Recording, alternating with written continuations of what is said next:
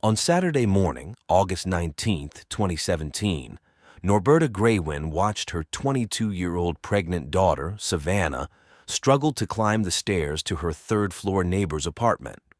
Savannah was 8 months pregnant, and the unusually hot August weather made it difficult for her to walk on her swollen legs. A few hours later, William Hone, the boyfriend of Brooke Cruz, the same neighbor who had invited Savannah over, climbed those same stairs. When he entered the apartment, he found Brooke scrubbing the bathroom, with Savannah's bloody and shredded body lying on the floor and a basin with a baby on top of the toilet lid. Seeing William, Brooke picked up the infant and handed it to him, saying, "This is our baby. This is our family. Please help me." In a shocking twist against any sense of morality, William assisted Brooke in cleaning up the blood, carrying bags of bloody towels and clothes out of the apartment, wrapping Savannah's body in bags secured with duct tape and ropes, and later disposing of the corpse. This heinous crime would soon send shockwaves across the entire nation. Savannah Graywin was born on August 9, 1995, in Belcourt, North Dakota. Her parents, Norberta and Joe Graywin, were Native Americans. She was a member of the Spirit Lake Sioux tribe.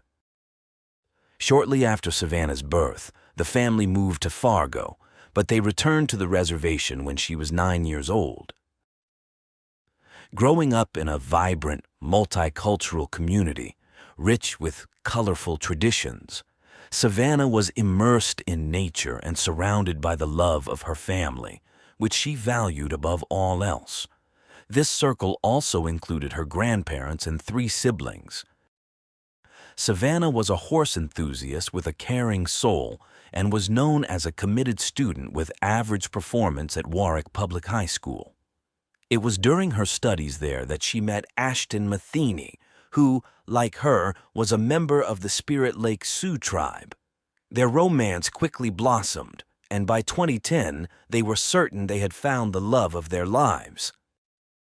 Though they dreamed of starting a home together, it was still early. However, Ashton's daily interactions with Savannah gave him a glimpse of her maternal instincts, as she adored children, particularly her nephews, whom she helped raise with great joy. Later, Savannah attended the Lakes Region State College and earned a degree as a certified nursing assistant, which led to employment at a senior care home. When the home was acquired by a large American company, she was transferred to Fargo in January 2016. To keep Savannah company, her entire family moved to Fargo, renting a modest ground-floor apartment. At that time, Ashton lived and worked in Minneapolis, about 270 miles away, making efforts to visit her regularly. During these visits, they discussed saving money to eventually move in together. In the apartment above Savannah's lived the couple Brooke and William. Brooke, born on July 4, 1979, had a troubled past despite growing up in a normal family in Florida. She was always a problematic young woman, and her relationships over the last 2 decades showed she was obsessive, had poorly controlled aggression, and a knack for intimidating people. At 17, in 1995, Brooke gave birth to a daughter from her relationship with Aaron Edwards. After becoming a mother, she worked as a pet store animal technician and a sales representative. However, one day she left the state without explanation, abandoning her husband and daughter. She then led a life on the fringes of the law, ending up imprisoned in Missouri for passing bad checks, and later in Texas for violating parole while working as a waitress in a Chinese restaurant. When her daughter turned 14, Brooke had some virtual conversations with her through a social network, maintaining brief contact, always behind Aaron's back, who hadn't heard from his ex-wife since she left. Throughout those years, Brooke had numerous lovers, which she boasted about until she remarried in 2006, this time to Carl Cruz, a carpenter from Minnesota. The couple had 2 children, and Brooke worked as Carl's administrative assistant.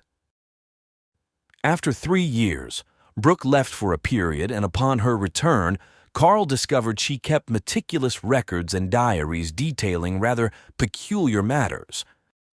The most shocking entries included detailed accounts of her various lovers and, more disturbingly, comprehensive reports on births and pregnancy terminations. Brooke kept meticulous notes that included a list of items needed to dispose of an unborn child: scissors, knives, tweezers, gloves, and oxytocin to induce contractions or cause a miscarriage. In 2010 and 2011, Brooke visited Australia, and during one of these trips, she suffered a spontaneous miscarriage. Doctors informed her that she could no longer have children. At the end of that year and the beginning of the next, Brooke was arrested for attacking her husband Carl with a knife. After regaining her freedom, she traveled back to Australia using a false identity.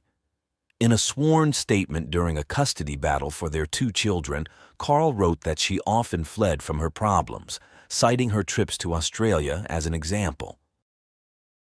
Living life on her terms, Brooke met Andrew Murray, a chef from Katoomba, through a dating app. She quickly moved to the Blue Mountains and married him. However, Andrew soon discovered the countless lies surrounding his new wife, who had concealed her true identity, the fact that she had children and that she had been previously married. Despite her deceit, Andrew fell in love and decided to salvage their relationship. He stood by Brooke's side but soon grew uneasy about her obsession with real-life crimes. Brooke's fixation on criminal psychology and famous criminals became her sole reading material and favorite conversation topic. Initially, Andrew saw it as a peculiar but harmless hobby, but his perspective shifted when she began threatening him. Andrew became alarmed as her behavior grew increasingly aggressive. He suggested she return to the United States to care for her children, but this only worsened the situation. Brooke threatened to report him to the authorities and attempted to terrorize him, making him believe the police were after him. Exhausted by her delusions, Andrew went to the nearest police station, offering to cooperate with the authorities, as he had nothing to hide. The officers informed him there were no charges against him, and suggested something was wrong with his wife. Andrew recounted the torment he endured, including threatening texts and immigration documents with false names. 6 months and 10 days passed from Brooke's arrival in Australia until her return to the United States in October 2012. Back in the U.S., Andrew maintained contact with Brooke for 2 weeks, contemplating a move to reconcile their marriage. However, he soon realized it was futile. Concerned by her erratic behavior, he alerted the Fargo police about the potential danger she posed. However, the police seemed indifferent to his warnings. Eventually, Andrew severed ties with Brooke and moved on. Back in the U.S., Brooke engaged in a prolonged custody battle with Carl for their 2 children. Around the same time, in late 2012, she began a relationship with William, a few years younger than her. Details about William's background are sparse, but it is known that he had recently completed a sentence for child neglect and abuse after bringing his son to the hospital in January 2011 with fractures near his right ear. The whirlwind romance led Brooke and William to move into an apartment in the same Fargo building where Savannah's family lived. William, blinded by what he believed to be an unbreakable love, dreamed of building a home and family with Brooke. Although Brooke initially reciprocated William's feelings, she hid her significant difficulties in conceiving.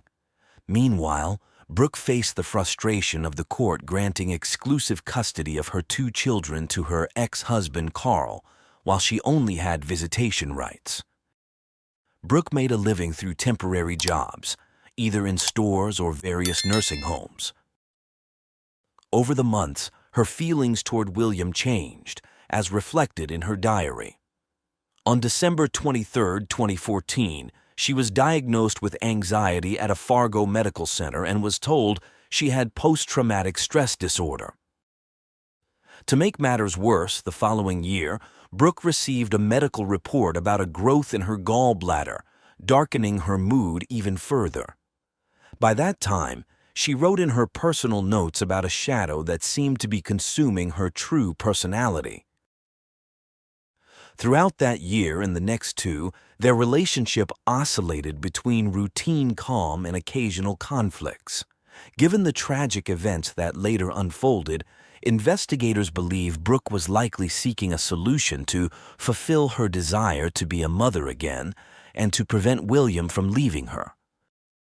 While Brooke's life seemed to be spiraling into chaos, Savannah and her boyfriend Ashton's relationship appeared increasingly promising. At the beginning of 2017, they received the wonderful news that they were expecting their first child. The family's jubilant reaction to the news only heightened the couple's excitement for their bright future. Ashton doubled his efforts to achieve their long-awaited independence and marriage. In the fall of 2017, the doctor informed them they would have a girl, filling them with joy. Around that time, their upstairs neighbor, with whom Savannah's family had only a courteous relationship, approached the pregnant young woman with an invitation to smoke an illegal substance. Savannah refused and immediately informed her family about the absurd proposal, especially given her advanced pregnancy. From that moment, Norberta and Joe, Savannah's parents, viewed Brooke and her boyfriend William with suspicion. Saturday, August 19, 2017, began like any other day. At 22 and in her 8th month of pregnancy, Savannah looked radiant but understandably tired. She eagerly awaited her baby's due date. Shortly after noon, Brooke called Savannah to her apartment for help with sewing, explaining she needed her to try on a dress. Despite her distrust, Savannah agreed to help. Once inside, Brooke became hostile, accusing Savannah of mistreating her cats. At 1:30 p.m., Ashton sent a message to Savannah, which went unanswered. Suddenly, the two women engaged in a physical fight and Savannah fell, hitting her head. The impact left her unconscious and Brooke took the opportunity to fetch a knife. Using the sharp object, Brooke performed a cesarean section without medical knowledge, driven by her desire to steal the baby. In excruciating pain, Savannah tried to rise and saw in horror as Brooke removed her baby and placed her in a bathtub. Without proper medical attention, Savannah was severely weakened from profuse bleeding, and soon after, her heart stopped. Worried for his daughter and suspicious of the strange neighbor, Joe knocked on Brooke's door but received evasive responses. The details of William's involvement in the crime vary, with investigators debating two scenarios. In the first, William arrived after Savannah's tragic end. In the second, upon discovering the bloody scene, William tied a rope around Savannah's neck to ensure she had no signs of life. According to the reconstruction of events, what is certain is that Brooke showed the newborn to William, declaring they finally had a family. William then cleaned the crime scene, gathering all evidence including shoes and blood-stained towels, and disposed of them far away. The couple discarded Savannah's body in the Red River on the outskirts of Fargo, near the Minnesota border. Meanwhile, Savannah's family, desperate after countless unanswered calls to her phone, reported her disappearance that same Saturday afternoon. Officers arrived at their home at 5 p.m. and, after a brief conversation with Norberta and Joe, learned where Savannah was last seen. They immediately went upstairs and knocked on Brooke and William's door. The initial visit by the police to the apartment revealed nothing suspicious, so they left. However, a few hours later, still with no news of Savannah's whereabouts, the officers returned to Brooke and William's apartment for further questioning. Meanwhile, investigators interviewed Ashton, whose alibi was corroborated the next day. Consequently, on Sunday, August 20th, 2017, the police visited the couple's residence for the third time. Despite Brooke and William sticking to their story and no incriminating evidence being found, the officers left empty-handed once again. Ashton took matters into his own hands, dedicating every moment to informing locals about the case and asking for their help in finding Savannah. During those anguished hours, the soon-to-be father couldn't stop replaying his last conversation with his girlfriend in his mind, hoping to find a logical explanation for her mysterious disappearance. Determined to follow the only viable lead, the timeline of events, the police took William to the station for an interview. He did everything he could to handle the situation. Meanwhile, back home, both he and Brooke had to care for the newborn, which involved buying necessities for feeding and clothing her. They also began informing their acquaintances that they had become parents, news that quickly reached the investigating officers. Suspecting that Savannah might be held captive somewhere, the police started tailing the couple. Finally, on Tuesday, August 22, 2017, the police raided Brooke and William's apartment. After moving the sofa that had been placed against the door to block entry, they found a chaotic scene. On the bed, they discovered a newborn baby, just a few days old, who was immediately taken to the emergency room. Though Brooke refused to answer the police's questions, both she and William were taken to the station. There, William revealed that when he arrived home that Saturday, Brooke was holding the baby and frantically trying to clean up the scene. His disclosures began to unravel the gruesome story. On Thursday, August 24, 2017, Brooke and William were formally arrested and charged with conspiracy to commit murder, conspiracy to commit kidnapping, and providing false information to the police. Fortunately, the baby was in good health.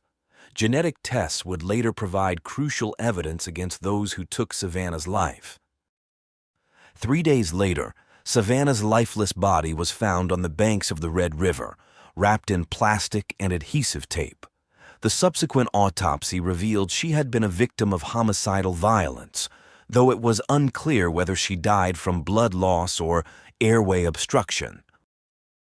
Genetic tests confirmed that the baby was indeed Savannah's. The child was placed under the care of the county social services and later given the name her biological parents had chosen. Ashton shared an adorable photo of himself holding the baby on social media, a moment of overwhelming joy amidst the tragedy. A candlelight vigil in memory of Savannah was held on the evening of Wednesday, September 6, 2017. The following morning, Thursday, September 7, 2017, a funeral service took place at First Assembly Church.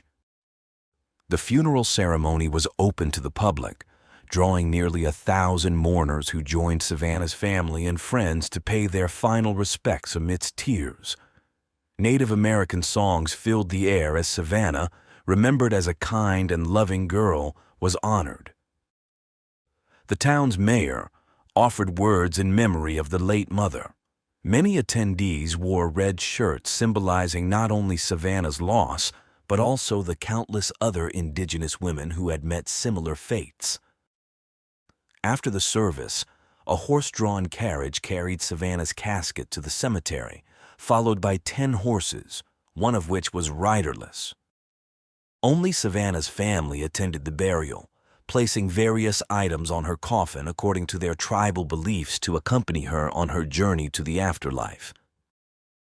In later interviews, Ashton shared that he suffered from recurring nightmares following the tragic events. However, the support from friends and the community was overwhelming. One significant gesture was the creation of a fundraising account in his and his baby's names to help cover essential expenses. Granted legal custody of the baby, Ashton focused on her well-being. With the help of Savannah's parents, he spent his days bathing, feeding, and changing the baby, ensuring she had everything she needed. As he later shared with the media, Ashton realized he had become both father and mother. Brooke's trial began in early December 2017 at the Fargo courthouse. At 6 months old, Savannah's baby was seen in her father's arms during the hearings, where Ashton learned in detail the twisted circumstances of Savannah's death. The prosecutor emphasized Savannah's baby took her first breath as her mother took her last, seeking a life sentence without parole for Brooke, whom she called dangerous and heartless. Brooke's attorney requested life with the possibility of parole, arguing that in his 38-year career, he believed everyone could change, pointing to Brooke's acceptance of responsibility. In February 2018, at the sentencing hearing, moments before the judge announced the verdict, Brooke apologized to Savannah's family for the pain she had caused. She acknowledged there was no excuse or way to undo her actions. Ultimately, Brooke was sentenced to life without the possibility of parole for the crime against Savannah. William, having accepted a plea deal and cooperated fully with the investigation, avoided charges of conspiracy to commit murder and to take the baby. Instead, he faced lesser charges of conspiracy to kidnap the baby and providing false information to investigators. However, the judge designated William as a particularly dangerous offender due to his prior conviction for child neglect and abuse, increasing his sentencing possibilities from 20 years to life imprisonment. During his sentencing hearing, William expressed deep remorse. However, during the victim impact statement, Savannah's mother expressed that William's supposed remorse was insufficient. She urged the judge to apply the full weight of the law, condemning Williams and his girlfriend's actions as atrocious and twisted. The judge heeded her plea, sentencing 33-year-old William to life imprisonment as a particularly dangerous offender. Despite this, he was given the possibility of parole. William later appealed his status as a particularly dangerous offender, and in August 2019, the North Dakota Supreme Court ruled that the designation was inappropriate. Consequently, a new sentencing was ordered. The second hearing took place on October 7, 2019. Although the judge disagreed with the decision, he aimed to be as severe as possible, sentencing William to 20 years in prison. Beyond the court and complex judicial processes, Savannah's loved ones strove to regain a sense of normalcy, especially because they believed that Savannah's baby deserved a full life, not one overshadowed by grief. For Ashton, every moment with his daughter was particularly precious after surviving such a nightmare. After enduring such a stressful and painful time, Ashton told the press he felt relieved that life for both of them had become much more tranquil and stable. The young father devoted himself to studying business administration at a local community college. Given their financial constraints, Ashton was looking for a better-paying job alongside his obligations. He was very grateful for the support from the fundraising account, using the money to buy a vehicle and renovate their modest home.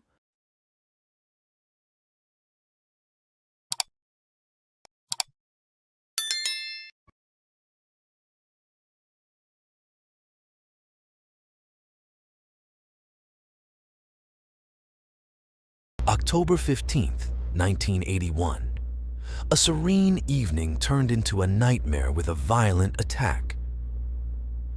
The air was thick with tension as a young life was brutally cut short. Her cries for help echoed.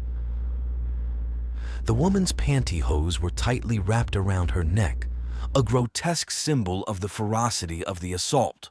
She was sexually assaulted, and her struggle for life was a desperate one. Her death was agonizingly slow. In the years that followed, Sasha Stone, who lost her mother at the age of 4, embarked on a long and arduous search for answers. Sonia Carmen Hirak was born on May 27, 1951, in Quebec, eastern Canada. Little is known about her early life and home environment. The first notable events in her life trace back to her teenage years when she met David in Montreal. The two fell deeply in love, according to stories from that time. When David decided to move to California, USA in 1972, Sonia followed him. Despite her adventurous spirit, Sonia had other dreams. She longed to marry and start a family. Their differing life goals eventually led to the end of their romantic relationship, but they remained friends. A few months later, another man entered Sonia's life, Michael. Sonia's happiness on her wedding day to Michael was captured in photographs, her radiant smile reflecting her joy. Soon after, their happiness seemed complete with the birth of their first child, Sasha, in 1977. David, maintaining his close friendship with Sonia, was named Sasha's godfather. Sonia was recognized for her sewing skills and independent entrepreneurial spirit. However, not everything was rosy. After giving birth, she struggled with postpartum depression, which worsened when Michael faced career difficulties. Their marriage began to strain, with David witnessing the tension between Sonia and Michael. To clear her mind, Sonia took Sasha and moved to Carmel, a picturesque community in Northern California known for its white sandy beaches, artistic vibe, and stunning views. Although Sonia had not yet made any drastic decisions about her marriage, she considered divorce. In Carmel, her long hair, striking beauty, and charisma made her a well-known figure. She also became notable for driving a Mercedes-Benz convertible. Her career took a positive turn when she became a rising star at Levi Strauss, working as a sales representative. In Carmel, Sonia formed a genuine friendship with another young mother, Caroline McBride. Their daughters attended the same school, which promoted children's freedom and creativity. This nurturing environment allowed Sasha and her friend to grow up happily. Around this time, a new family moved in across the street from Sonia and Sasha. The family consisted of Jean and Walter and their son, Michael Scott, known as Scott. Scott, 25, was studying photography at the Monterey Peninsula Community College. His volatile personality and poor manners made him a notorious figure in the neighborhood. Despite having no known criminal record, Scott was an odd and intimidating character with limited social aspirations. While Sonia was regaining control of her life and progressing steadily, some unsettling events began to occur. Caroline recounted that she received several mysterious phone calls with no one on the other end. Sonia also felt that she was being watched. One night in mid-September 1981, Caroline was visiting Sonia when they heard heavy footsteps outside the window. According to Caroline, Sonia did not know her neighbor Scott. While the subsequent investigation could not definitively link Scott to the phone calls or the strange occurrence in the garden, the later events strongly suggested his involvement. In the early hours of Thursday, October 15, 1981, Sonia dropped Sasha off at school and then returned home. It was then that Scott broke into her house. He managed to subdue her. The young mother, only 30 years old, fought valiantly against her attacker. Unfortunately, Scott overpowered her and soon assaulted her. Using Sonia's own stockings, he strangled her and fled the scene. Around midday, Caroline knocked on her friend's door multiple times. Worried by the lack of response, she opened the door and what she found would be etched into her memory forever. Just a few feet from the living room, she saw Sonia's partially clothed body on the floor, stockings tightly wrapped around her neck. Her purse was nearby, its contents scattered on the floor. Caroline got into her car and drove through the neighborhood, screaming for help, thinking the attacker might still be inside Sonia's house. Emergency services contacted the county sheriff's department, and Detective Williams was one of the first to arrive at the scene. Along with obvious signs of forced entry and struggle, the detective noted a significant detail on the victim's body, a broken ring fingernail, suggesting she had scratched her attacker. Initially, the detective could not identify the object around her neck, but later realized they were stockings. Detective Williams then interviewed Caroline, and immediately a suspect emerged. The detective quickly reached out to Michael Stone, informing him that he was the prime suspect without disclosing details. Unaware of the reason for police interest, Michael hurried to the station. He was told the terrible news upon arrival. Despite being cooperative, Michael's status as Sonia's ex-husband made him a natural suspect. However, Williams soon realized that pursuing this lead solely based on their relationship was unwise. News of the crime quickly spread through the community. Initially, residents of the picturesque coastal town were in disbelief, but soon a profound fear took hold. In a place where such a crime seemed unthinkable, trust among neighbors eroded. Detective Williams continued his investigation, which led him to focus on Sonia's neighbor, Scott. He approached Scott, who was injured, and claimed his injury was self-inflicted while cutting acrylic sheets in his backyard. Throughout the conversation, the officer noticed Scott's nervousness, stammering, and mumbling. These observations led the detective to consider Scott a potential suspect. These initial impressions were documented in an official report, which also included opinions gathered from interviewing various neighbors. When police spoke to Scott's parents, they learned he had given them a completely different explanation for his injury, claiming it resulted from a fight at school. To verify Scott's story, the police examined his workbench and the acrylic sheets, but found no bloodstains. When they interviewed one of his friends named Michelle, she initially said that Scott mentioned getting the scratch in an argument. Later, however, she confessed that Scott admitted being at the crime scene that morning. As authorities built their case against the prime suspect, Sonia's loved ones bid her a final farewell. The tragic actions of Scott left young Sasha bearing an unbearable burden. She suffered from night terrors and traumatic nightmares, often seeing herself as Little Red Riding Hood chased by a terrifying wolf. She would wake up screaming every night. On Monday, December 19, 1981, Scott was arrested at a traffic light for 2 outstanding speeding tickets. A detective from the Monterey County Sheriff's Office in California approached Scott's vehicle with a warrant for his DNA. Although Scott requested to speak with a lawyer, he denied him this right. This marked the beginning of several errors that negatively impacted the case. Once at the station, Scott was booked, fingerprinted, and photographed, with the police aiming to capture an image of the cut on his cheek. They proceeded to interrogate him about Sonia's murder, which was legally questionable. During the interrogation, Scott claimed he had an affair with Sonia and was at her house the day of the crime but denied any involvement in the fatal attack. Additionally, after typing up the interview reports, investigators destroyed the original case notes. With the interrogation report in hand, the deputy district attorney noted inconsistencies in Scott's account. Scott was subjected to a polygraph test and failed. At that time, DNA evidence as we know it today did not exist. The samples collected at the crime scene only allowed for blood type and other genetic markers to be identified.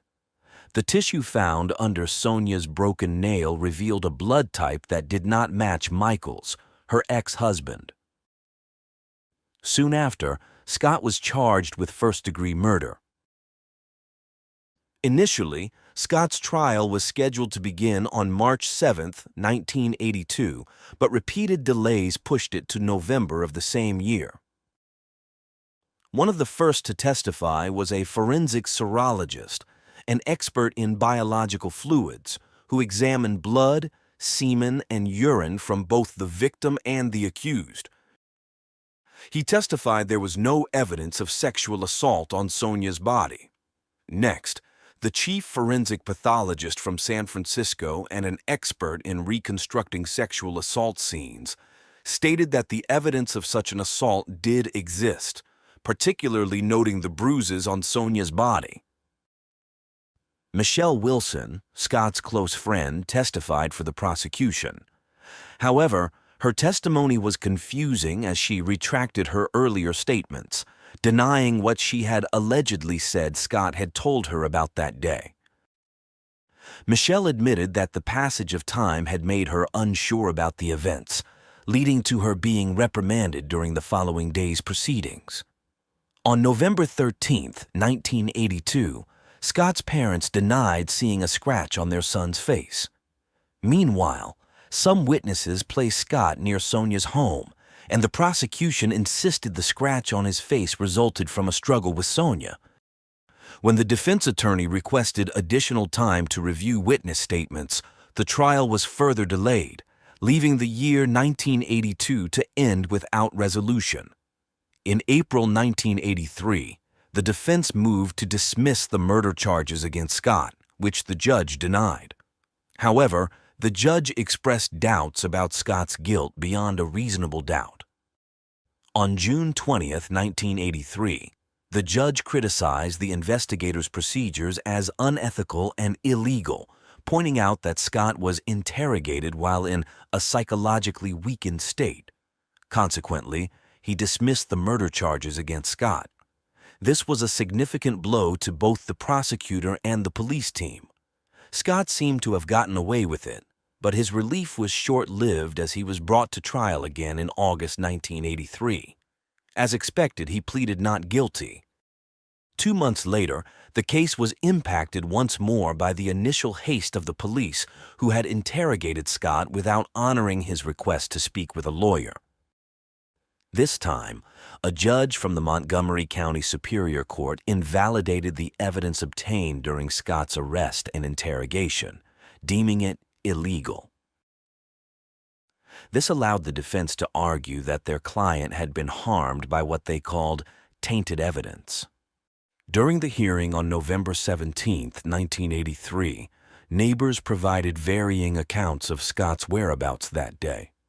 An emergency physician from the local hospital testified that the laceration on Scott's face was consistent with a scratch from a fingernail. The credibility of the witnesses' reports negatively impacted the prosecution's case. Compounding the issue was the fact that the investigators' original notes had been destroyed. There was no way to verify what was said and what the officer had noted, making it impossible to contrast with the typewritten statements. The defense attorney pointed out discrepancies between the typewritten statements and the witnesses' testimonies on the stand. On November 24, 1983, Scott claimed he had been playing softball the day of the crime. Apparently, none of his softball teammates were contacted. 2 weeks later, when the jury failed to reach a unanimous verdict, the judge declared a mistrial. Scott, visibly relieved, spoke to the press outside the courthouse, stating that he was not surprised by the decision as he had always maintained his innocence and felt he had been falsely accused. Following the 2 judicial setbacks, the prosecutors dismissed the case, concluding that the available evidence was insufficient for a conviction. Scott then lived as a free man, finding work as a forklift operator for a well-known American retailer of tools and home goods. In 2007, he also secured employment as a school bus driver for the Salinas Unified School District. Simultaneously, he coached Little League Baseball, earning the affection of both the children and their parents. He continued living in the area, becoming a father and grandfather, and was never accused of another crime. In stark contrast, Michael, Sonia's ex-husband, became the focus of public suspicion in the absence of a convicted culprit. This scrutiny led Michael to leave the country and move to Canada. As Sasha grew older and fully understood the events, her anger grew, a rage fueled by the lack of answers and the fact that her mother's killer had never been caught.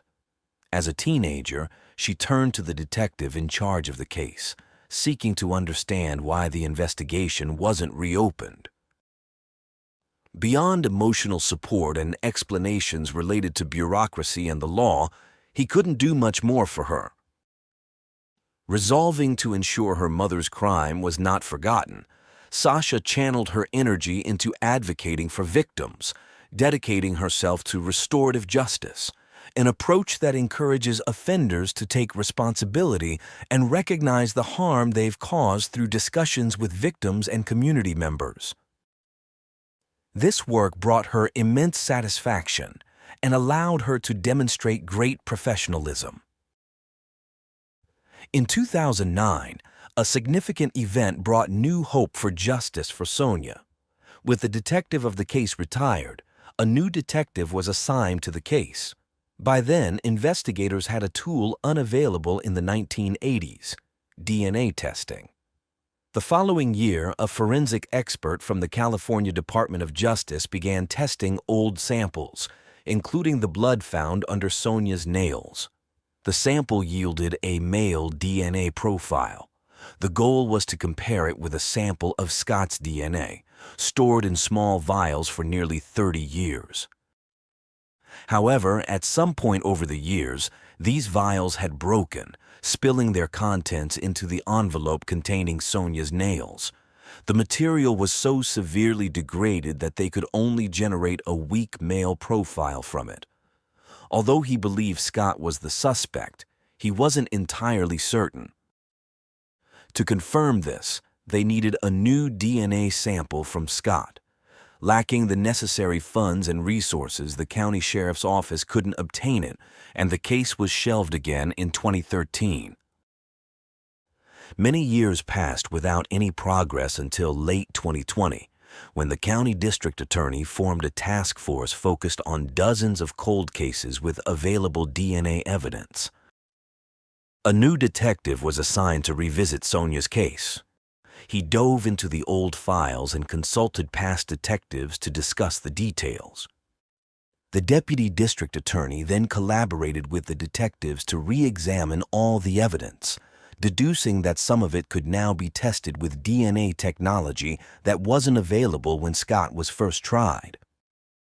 They discovered that Scott still lived and worked in the same county, and soon obtained a judge's order to collect his genetic material.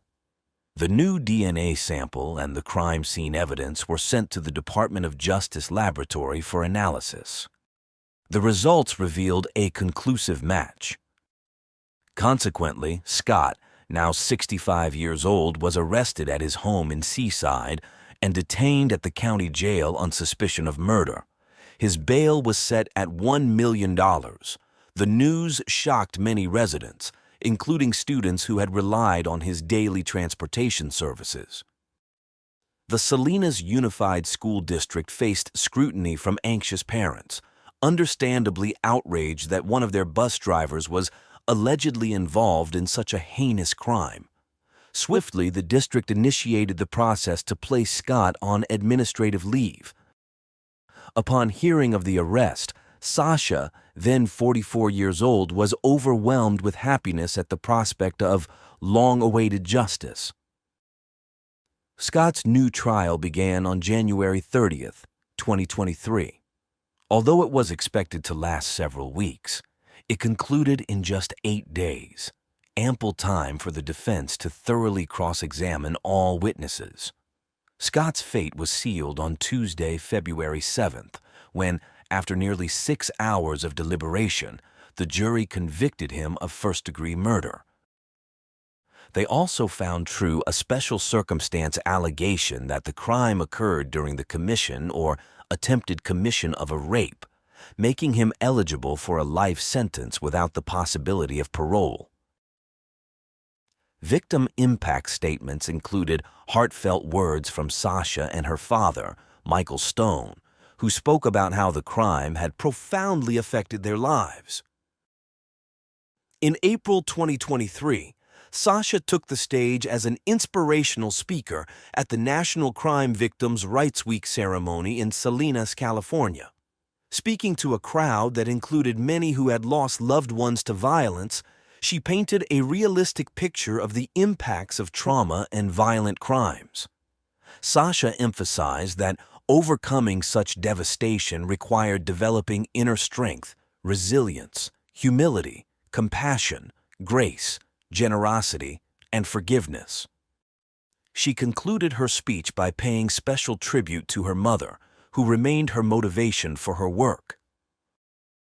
2 months later, on June 12, 2023, Michael Scott, 67, was sentenced to life without the possibility of parole for the 1981 murder of 30-year-old Sonia Carmen Hirak.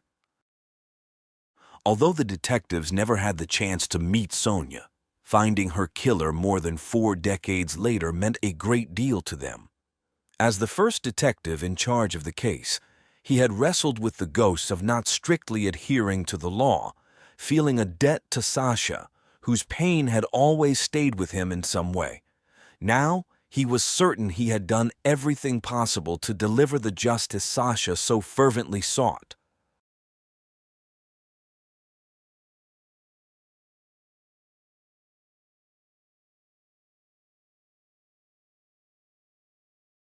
Stephanie Scott was a well-known and highly respected high school teacher from New South Wales, Australia. On Easter Sunday in 2015, she had gone to school to prepare for her upcoming classes. Later that afternoon, as she was leaving, she was ambushed from behind and forced into a storage closet where a grisly, callous, and disturbing crime unfolded. But the most shocking part was yet to come. As police soon discovered, the crime hit much closer to home than anyone could have anticipated. Evidence revealed that Stephanie knew her attacker. This heartbreaking, stomach-churning story is one of the most cold and heartless crimes I've ever covered here on Unreal True Crime. Stephanie Scott was born on October 14, 1988, in Sydney, Australia. She was the second youngest of 5 children born to Marilyn and Robert Scott, affectionately known as Bob. The family made their home in Canawindra, a small town with around 2,000 residents located in the central western region of New South Wales. Growing up in the serene and peaceful surroundings of their family farm, Stephanie and her siblings formed a close-knit, loving family that cherished the simple joys of life. Stephanie was an extraordinary child raised in a healthy, joyful environment brimming with love.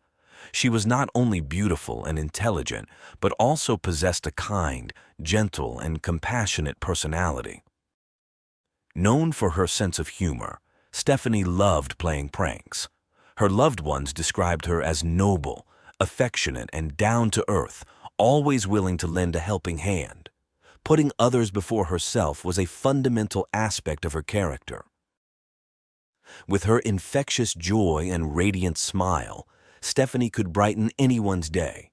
Even from a young age, she displayed wisdom beyond her years, listening without judgment and offering the best advice. Her empathy and ability to inspire were remarkable, and she despised cruelty, especially towards children and animals. As a teenager with a keen sense of fashion, she became a role model for her peers. After finishing primary school, Stephanie attended the high school where her father worked. It was there that she met Aaron Leeson Woolley, a charming classmate who shared her passion for football. They quickly became friends and both took part-time jobs at a local supermarket. Spending so much time together, Aaron became like a member of the Scott family. Upon graduating from high school, Stephanie chose to follow in her father's footsteps and pursue a career in education. Aaron supported her decision, even though it meant she would have to move to Wagga Wagga for university. The distance made them realize their true feelings for each other. In May 2010, during Aaron's 21st birthday party, their friendship blossomed into a romantic relationship. Despite the physical distance, they maintained their bond through frequent visits, shared holidays, and constant communication via phone and text. Their relationship grew stronger with each passing day, and everyone believed they were meant to be together. After Stephanie graduated and returned home, she received a job offer in another town. The couple moved to Leeton, a small agricultural town in New South Wales. Before they left, Marilyn, proud of her daughter's achievements, gifted Stephanie a graduation ring. Once settled in their new home, Stephanie began her career teaching English and drama at Leeton High School. She was incredibly happy because teaching was undoubtedly her true passion. Her dedication to each student was evident. She didn't just impart knowledge, but also took a genuine interest in their feelings and thoughts. Stephanie became a mentor to many of them, her remarkable personality making her very popular among the students. She also earned the admiration and respect of her colleagues. Her ever-present smile reminded everyone that fulfilling one's vocation was a key to happiness. A joyous event took place on April 11, 2014. Stephanie and Aaron got engaged. They set their wedding date for exactly a year later. Stephanie poured her heart into planning their wedding, meticulously attending to every detail to ensure their guests would enjoy the day as much as she would. Aaron supported her every step of the way, even taking dance classes with her so their first dance as a married couple would be perfect. They also made reservations for their honeymoon in Fiji, convinced it was the most romantic destination for any couple in love. They never imagined their plans would be tragically cut short. On March 2, 2015, a new employee joined the company contracted to clean the school where Stephanie worked. His name was Vincent Stanford, a 24-year-old born on December 21, 1990, in Tasmania. Vincent had an identical twin named Marcus. When the twins were 3, the family moved to the Netherlands. His father eventually returned to Australia and lost contact with them, leaving his mother to raise the children alone. Vincent's childhood was typical, but as he grew, he became increasingly withdrawn and had severe difficulties socializing. His behavior problems at school escalated, earning him the nickname Psycho due to his violent outbursts. According to later reports, Vincent began having homicidal thoughts around the age of 7 or 8. At 12, he attacked his teacher, attempting to strangle her. As a result, he was expelled and sent to a behavior school for socially maladjusted children. Later, he was admitted to a psychiatric center for teenagers, where he was diagnosed with autism and oppositional defiant disorder. This diagnosis indicated his challenges in forming friendships and relationships. After his release, Vincent tried to enroll in university and join the military, but both attempts were unsuccessful. In 2013, he returned to Australia with his mother and siblings.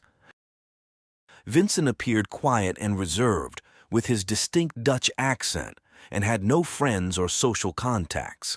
He found the company of others stressful and cycled through various jobs before being hired by the cleaning company servicing Stephanie's school. Vincent's troubling behavior soon resurfaced. Unbeknownst to anyone, he began watching female students during lunch and secretly in the bathrooms. He fixated on a 12-year-old girl, stalking her both inside and outside school, taking daily photographs and documenting her movements in a notebook. He seemed to be planning to abduct her. It was later discovered that he also stalked 2 women working in nearby shops. By Easter week 2015, Less than a week before Stephanie and Aaron's wedding, the couple was invited to a party in their hometown. Stephanie couldn't travel because she needed to prepare lessons for her substitute teacher and finalize a few details for the reception. Aaron didn't want to go without her but wanted to see his parents and best friend before the wedding. On Friday, April 3rd at 12:30 p.m., Aaron left for his hometown, unaware that it would be the last time he would see the woman he was about to marry. The young couple kept in touch through calls and text messages. Aaron attended the Saturday night party and then stayed at his parents' house. He and his fiancée spoke on the phone, saying their goodnights around 10:30 p.m. On the morning of Sunday, April 5th, 2015, Stephanie left her home to go to the school. While on her way, she sent a text to Aaron detailing her plans for the day. Around 11 a.m., she parked her red Mazda 3 next to the school. Then, she walked a few blocks to pick up the school keys from a colleague who lived nearby. Her coworker accompanied her back to the school and watched as she entered and locked the front door behind her. She went up to the second floor to the English teacher's lounge, where she sat down to work on her computer. Unexpectedly, Vincent was also in the building. Hearing noises, he passed by the lounge and saw Stephanie for the first time. Despite working there for over a month, he had never met her and had no idea she would be there. As he later confessed, upon seeing her, he felt an overwhelming urge to take her life. Vincent went home to retrieve what he called his assault kit, which consisted of a bottle of lubricant erectile dysfunction pills, several condoms, and some flexible handcuffs. It took him about 10 minutes to go and return. Upon arriving back at the school, he stayed downstairs, waiting for Stephanie to come out. Around 1 p.m., Stephanie sent an email to the bus driver who would transport the wedding guests from the ceremony to the reception hall, confirming that she had made the final payment to secure the service. An hour later, she finished her work, turned off her laptop, and packed up to leave. She retraced her steps back to the main entrance, walking down the corridor towards the large metal gate. Almost there, she encountered Vincent. She smiled and wished him a happy Easter. As she was taking her keys out of her bag, Vincent grabbed her from behind and covered her mouth with his hand. Terrified, the 26-year-old tried to scream for help and kicked and scratched, trying to escape. But he overpowered her and dragged her down the hallway into a dark photo development room. Once inside, Stephanie tried to flee, but Vincent violently pushed her to the floor. He used his left arm to pin her down by her throat and began savagely punching her face with his right fist for almost a minute, repeatedly, until she was unconscious. He then put on a condom and sexually assaulted her. Afterward, he took out a knife and inflicted several severe wounds to her neck. Once he was sure Stephanie was no longer breathing, he left the knife on the floor and went home to eat lunch. At home, he made himself a cheese sandwich and drank some coffee. Later, he returned to the school to clean the scene. Vincent washed the knife in the maintenance room and collected the items that had fallen from Stephanie in the hallway, including her car keys. He then moved her Mazda to the other side of the school. Returning to Stephanie, he placed yellow adhesive tape around her neck to contain the bleeding. Vincent placed a plastic sheet in the trunk of the car and put Stephanie's body on top. He closed the vehicle and re-entered the building, where he used a high-pressure cleaner to wash the crime scene. By then, it was past 3 p.m. Vincent left the school and drove Stephanie's car to his home, parking it behind a large shed in his backyard. He then walked back to the school to retrieve his white Toyota Hilux. Upon arrival, Vincent removed the floorboards from the darkroom, which were soaked with the young woman's bodily fluids. He loaded the wooden planks into his vehicle and returned home. Meanwhile, Aaron tried calling his fiancée, but she didn't answer. He found it odd but thought she might be deeply focused on her work or that her phone was on silent or out of battery. Before leaving his parents' house, he sent a text to confirm if they would go out for dinner when he got back, but received no reply. By around 7:30 p.m., Aaron arrived at the home they shared, surprised to find neither Stephanie nor her car there. His concern grew when she still hadn't responded to his messages. He decided to drive around town to look for her, checking at the high school, friends' houses, and the main street, but saw no sign of her car. Although increasingly worried, he thought pre-wedding nerves might have driven her to stay elsewhere for the night, so he returned home and tried to sleep. In the early hours of Monday, April 6th, Aaron woke up frequently at every noise, hoping Stephanie had returned. Meanwhile, Vincent had driven Stephanie's car, with her body in the trunk, to Cocopara National Park. Once there, he placed her on the ground, removed her clothes, and covered her with branches. He then doused her with gasoline and set her on fire. Vincent gathered the removed clothes, the car's sun visor, and the plastic sheet used to cover the trunk, and placed them in a bag. Before leaving, he picked up the gasoline canister. Vincent returned home, left the items in the shed, changed his clothes, and abandoned Stephanie's car near an irrigation canal. After 7:30 a.m., he drove around town, disposing of Stephanie's belongings in various trash bins along the main street and near a sports complex. However, he kept her driver's license and engagement and graduation rings.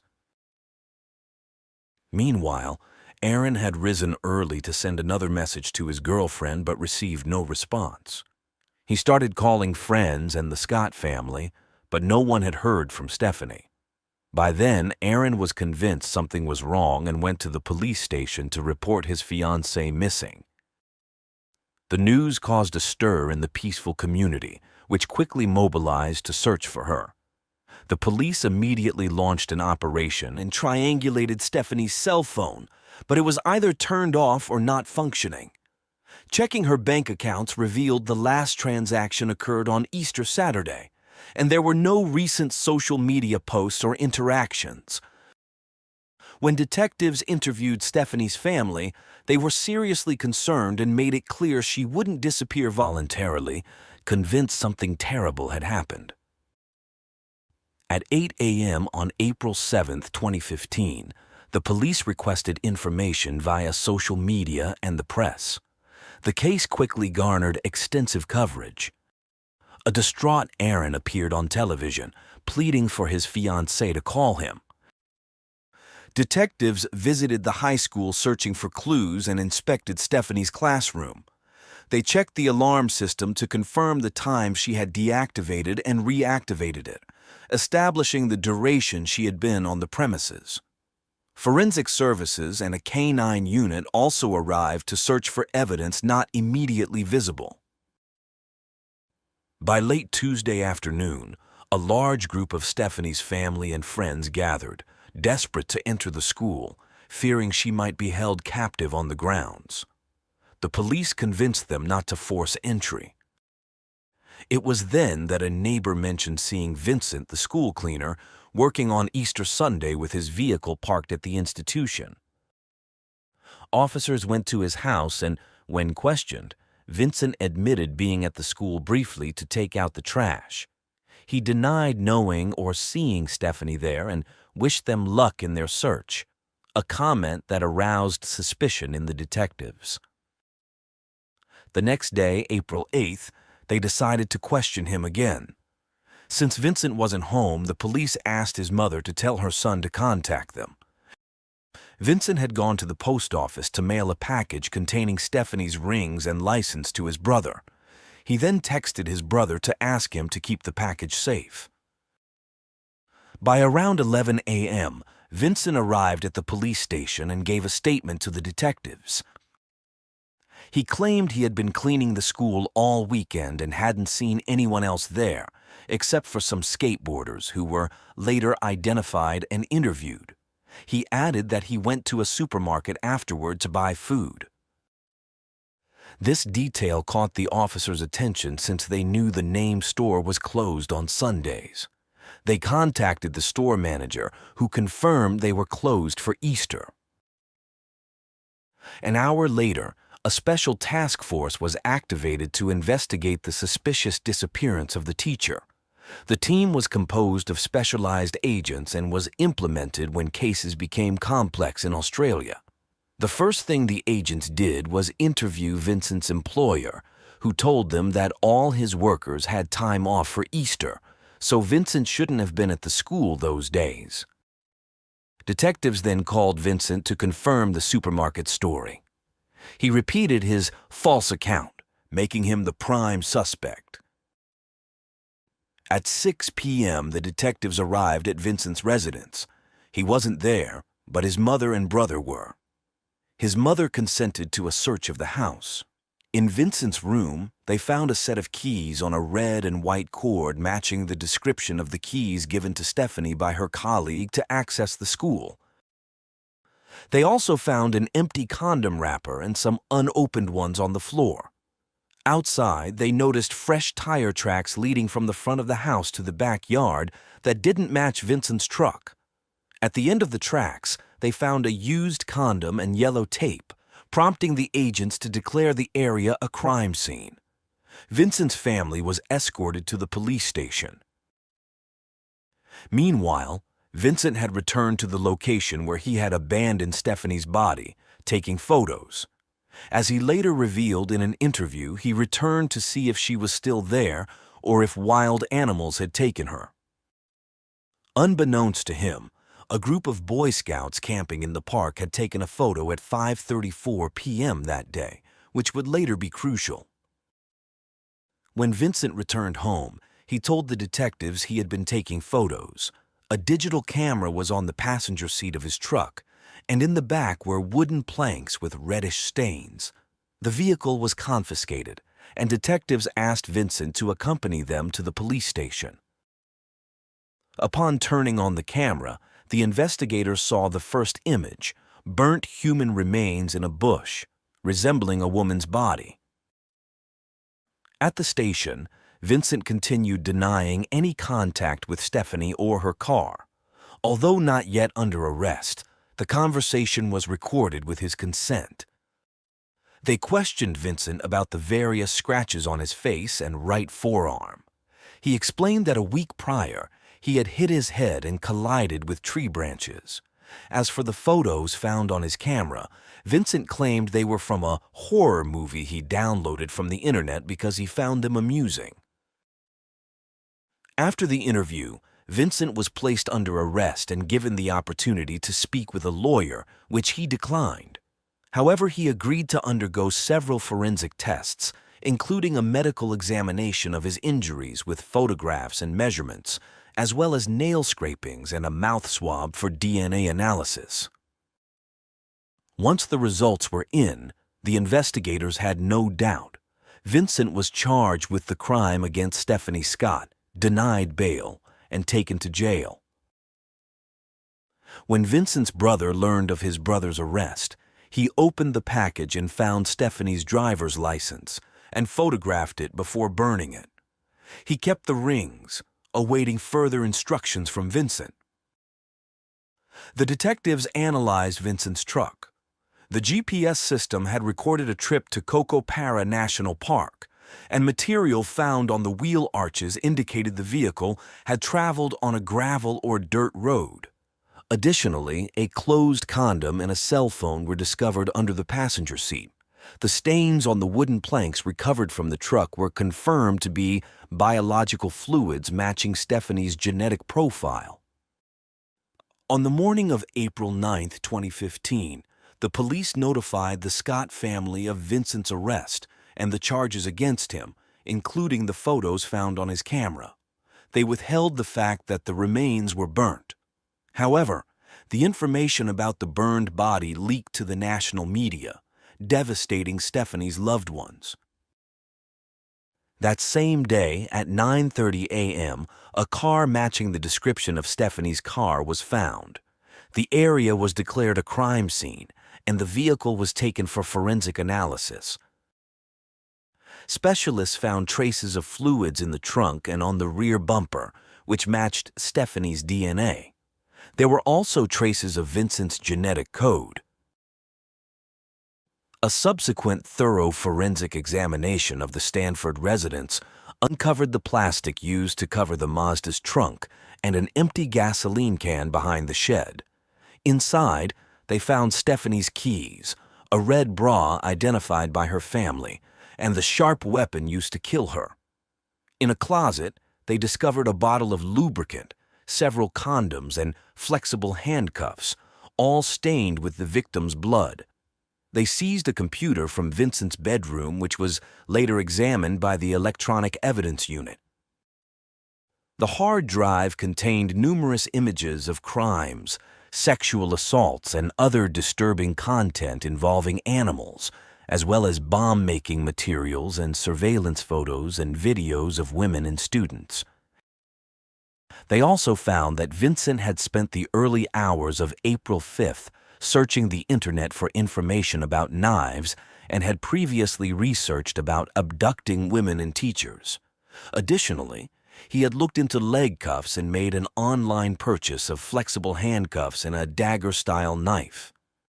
At 8 a.m. on April 10, 2015, a witness came forward at the police station, reporting that around 4 p.m. on Monday, they saw a vehicle resembling Vincent's parked by the main irrigation canal. The man said he saw someone throw a laptop into the water before running back to the truck and leaving. The next day, police divers retrieved the device. Forensic technology specialists dried it quickly, downloaded its contents, and confirmed it belonged to Stephanie. Despite police efforts, Stephanie's body remained missing. News outlets published photos of Vincent's vehicle, urging anyone with information to contact the police. The scouts who had been in Cocopera National Park on April 8th responded to this call.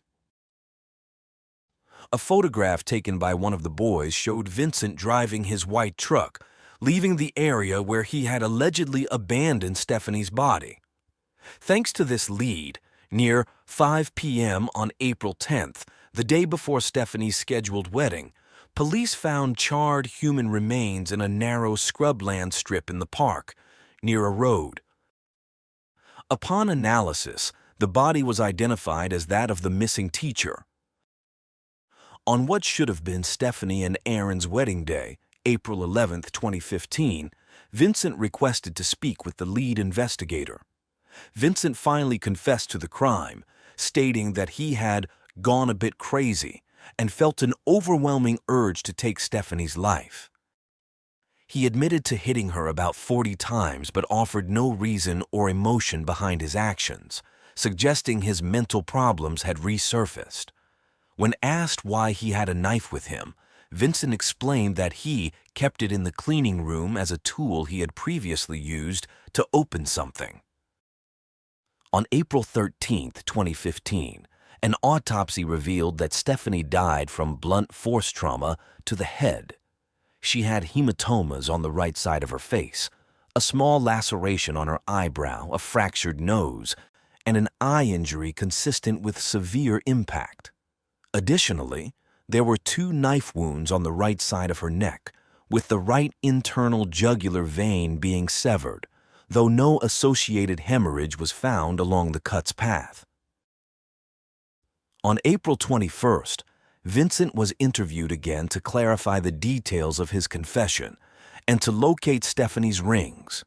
Vincent revealed that his brother Marcus had helped with the rings. The next day, after 1 p.m., Stephanie's funeral was held, attended by over 1,500 people, including family, friends, students, and community members. They gathered at the location where she was supposed to marry Aaron. Many wore black with a touch of yellow. Townspeople tied yellow ribbons to trees along the route to the funeral. Stephanie's family and friends shared beautiful tributes about her reflective nature and care for others. On May 9, 2015, Vincent called his twin brother Marcus, asking him to sell the rings. Marcus, in an act he later described as misguided loyalty, pawned them for $705 in Adelaide. In a subsequent phone call, Vincent instructed Marcus to buy a plane ticket to visit him in jail and give the rest of the money to their mother. Marcus followed these instructions and visited Vincent on May 20th. 2 days later, Marcus was interviewed by the police. He denied receiving any packages from his brother and had deleted their text messages. Due to the case's uproar, Marcus and his father decided to move to a different city, where Marcus started working on a flower farm. However, on June 9th, authorities visited Marcus's new home. During the search, they seized a camera, a pawn shop receipt, and his mobile phone. Marcus was arrested and taken to New South Wales, charged as an accessory to murder and placed in the Unitary Correctional Facility. On August 5th, during questioning, Marcus stated he never understood why Vincent sent him Stephanie's belongings, expressing confusion and anger. 7 months later, on March 31, 2016, Marcus pleaded guilty. On July 19, 2016, it was Vincent's turn to appear before the same court, where he pled guilty to aggravated sexual assault and murder. Psychological evaluations revealed a pattern of social and interpersonal deficits, including an inability to experience emotions, extreme detachment, and indifference to others. It was clear that he harbored violent thoughts, which, when stressed, could reach an intolerable level. He scored high on scales of perversion and violence, though his psychopathy tendencies were low. According to the presented tests, Vincent told the forensic psychologist that being around people was stressful and unpleasant for him. He claimed the crime was not premeditated and that, while he did not enjoy committing it, doing so helped reduce his overall tension and overwhelming need to kill the young woman. A month later, on August 24, 2016, Marcus was sentenced to 15 months without parole for being an accessory to his brother after the crime. The judge described his actions as absolutely atrocious, shameful, and unforgivable, noting that, despite being driven by misguided loyalty to his brother, Marcus had abandoned morality and human decency in favor of a criminal's interests. Marcus's sentence was retroactive to his arrest, so he was released on September 9th of the same year. Despite nearly 60,000 people signing an online petition to appeal his sentence as insufficient, Marcus expressed regret for helping his brother and publicly apologized, assuring he no longer wanted anything to do with Vincent. He returned to his father's home, but they had to move due to local hostility. They relocated to a rural town in New South Wales, keeping a low profile. A month later, on October 10, 2016, court sessions resumed for Vincent's sentencing. Stephanie's mother took the stand to speak about the emotional impact of the crime. One of her most poignant statements was lamenting that her daughter spent her wedding day in a morgue, without vows or a wedding dance. The video of Vincent's police confession from April 2015 was then shown. As everyone listened in shock, Vincent sat with his head down. Finally, on October 12, 2016, the judge announced the sentence. In his verdict, the judge described Vincent's behavior as deeply disturbing, noting his fluctuations between despair and unmet expectations, leading to deep-seated hatred.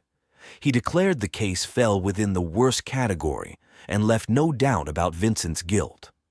Vincent Stanford was sentenced to 15 years without parole for aggravated sexual assault and life imprisonment for the murder of Stephanie Scott. Upon the verdict's announcement, the public showed support. Just 2 weeks after Vincent's sentencing, another tragedy struck the Scott family. On October 31, 2016, while chopping trees, Bob lost his life when a trunk fell on him at the family farm. In 2018, the Scott family initiated legal action against the New South Wales Department of Education and the cleaning company that employed Vincent, citing ongoing nervous shock, a legal term for permanent psychiatric distress following a relative's death. In June 2020, both parties reached an out-of-court settlement with details kept confidential, and the Scotts received compensation. Aaron managed to rebuild his life. 5 years after the tragedy, on July 7, 2020, he announced his engagement on social media. He got married in December of that year and 2 years later welcomed a daughter named Sienna. Many consider Stephanie Scott's murder one of the most heinous crimes in recent Australian history. Such a cruel and inhuman act shook the entire country.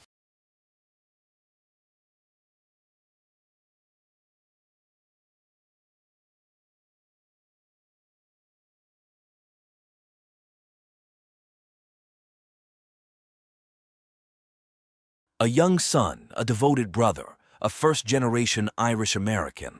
He excelled in academics, thrived as an athlete, and was tirelessly studying to conquer the grueling CPA exam. Chad O'Melia was the embodiment of every parent's dream, but in a shocking twist of fate, this golden boy was found brutally murdered, stabbed over 100 times. What dark forces had turned his promising life into a horrific nightmare? Chad Brandon O'Melia was born on September 27, 1991, in Santa Clarita, a city located north of Los Angeles, California. His father, Sean O'Melia, an Irish construction supervisor, and his mother, Michelle, separated when Chad was just 5 years old. Despite their separation, they worked hard to ensure Chad had a happy childhood. According to those close to him, Chad was a kind young man with a bright smile and boundless energy. He had a great sense of humor and was always responsible and dedicated. His friends saw him as the big brother of the group, always looking out for them without expecting anything in return. Chad developed a passion for American football at a young age and played throughout his teenage years. He continued playing while attending Chico State University, where he studied accounting and eventually graduated. After graduation, Chad moved to an apartment in Thousand Oaks, part of the greater Los Angeles area, taking his dog, Athena, with him. He shared the apartment with a young man named Vinny Oliveira. Alongside working at an accounting firm, Chad was studying to obtain his Certified Public Accountant (CPA) certificate. However, his busy days left him with insufficient sleep at night, leading him to develop a habit of using cannabis to help him sleep. According to Vinny, Chad was often intoxicated when seen at the apartment. Chad didn't hide this from others, and even his parents were aware of his cannabis use. Although they didn't approve, they didn't see it as the worst thing he could be doing. Sean explained in an interview that Chad never smoked when visiting him because he knew Sean disliked it. Sean considered cannabis a dirty substance with a foul smell that changed Chad's personality and decreased his motivation and concentration.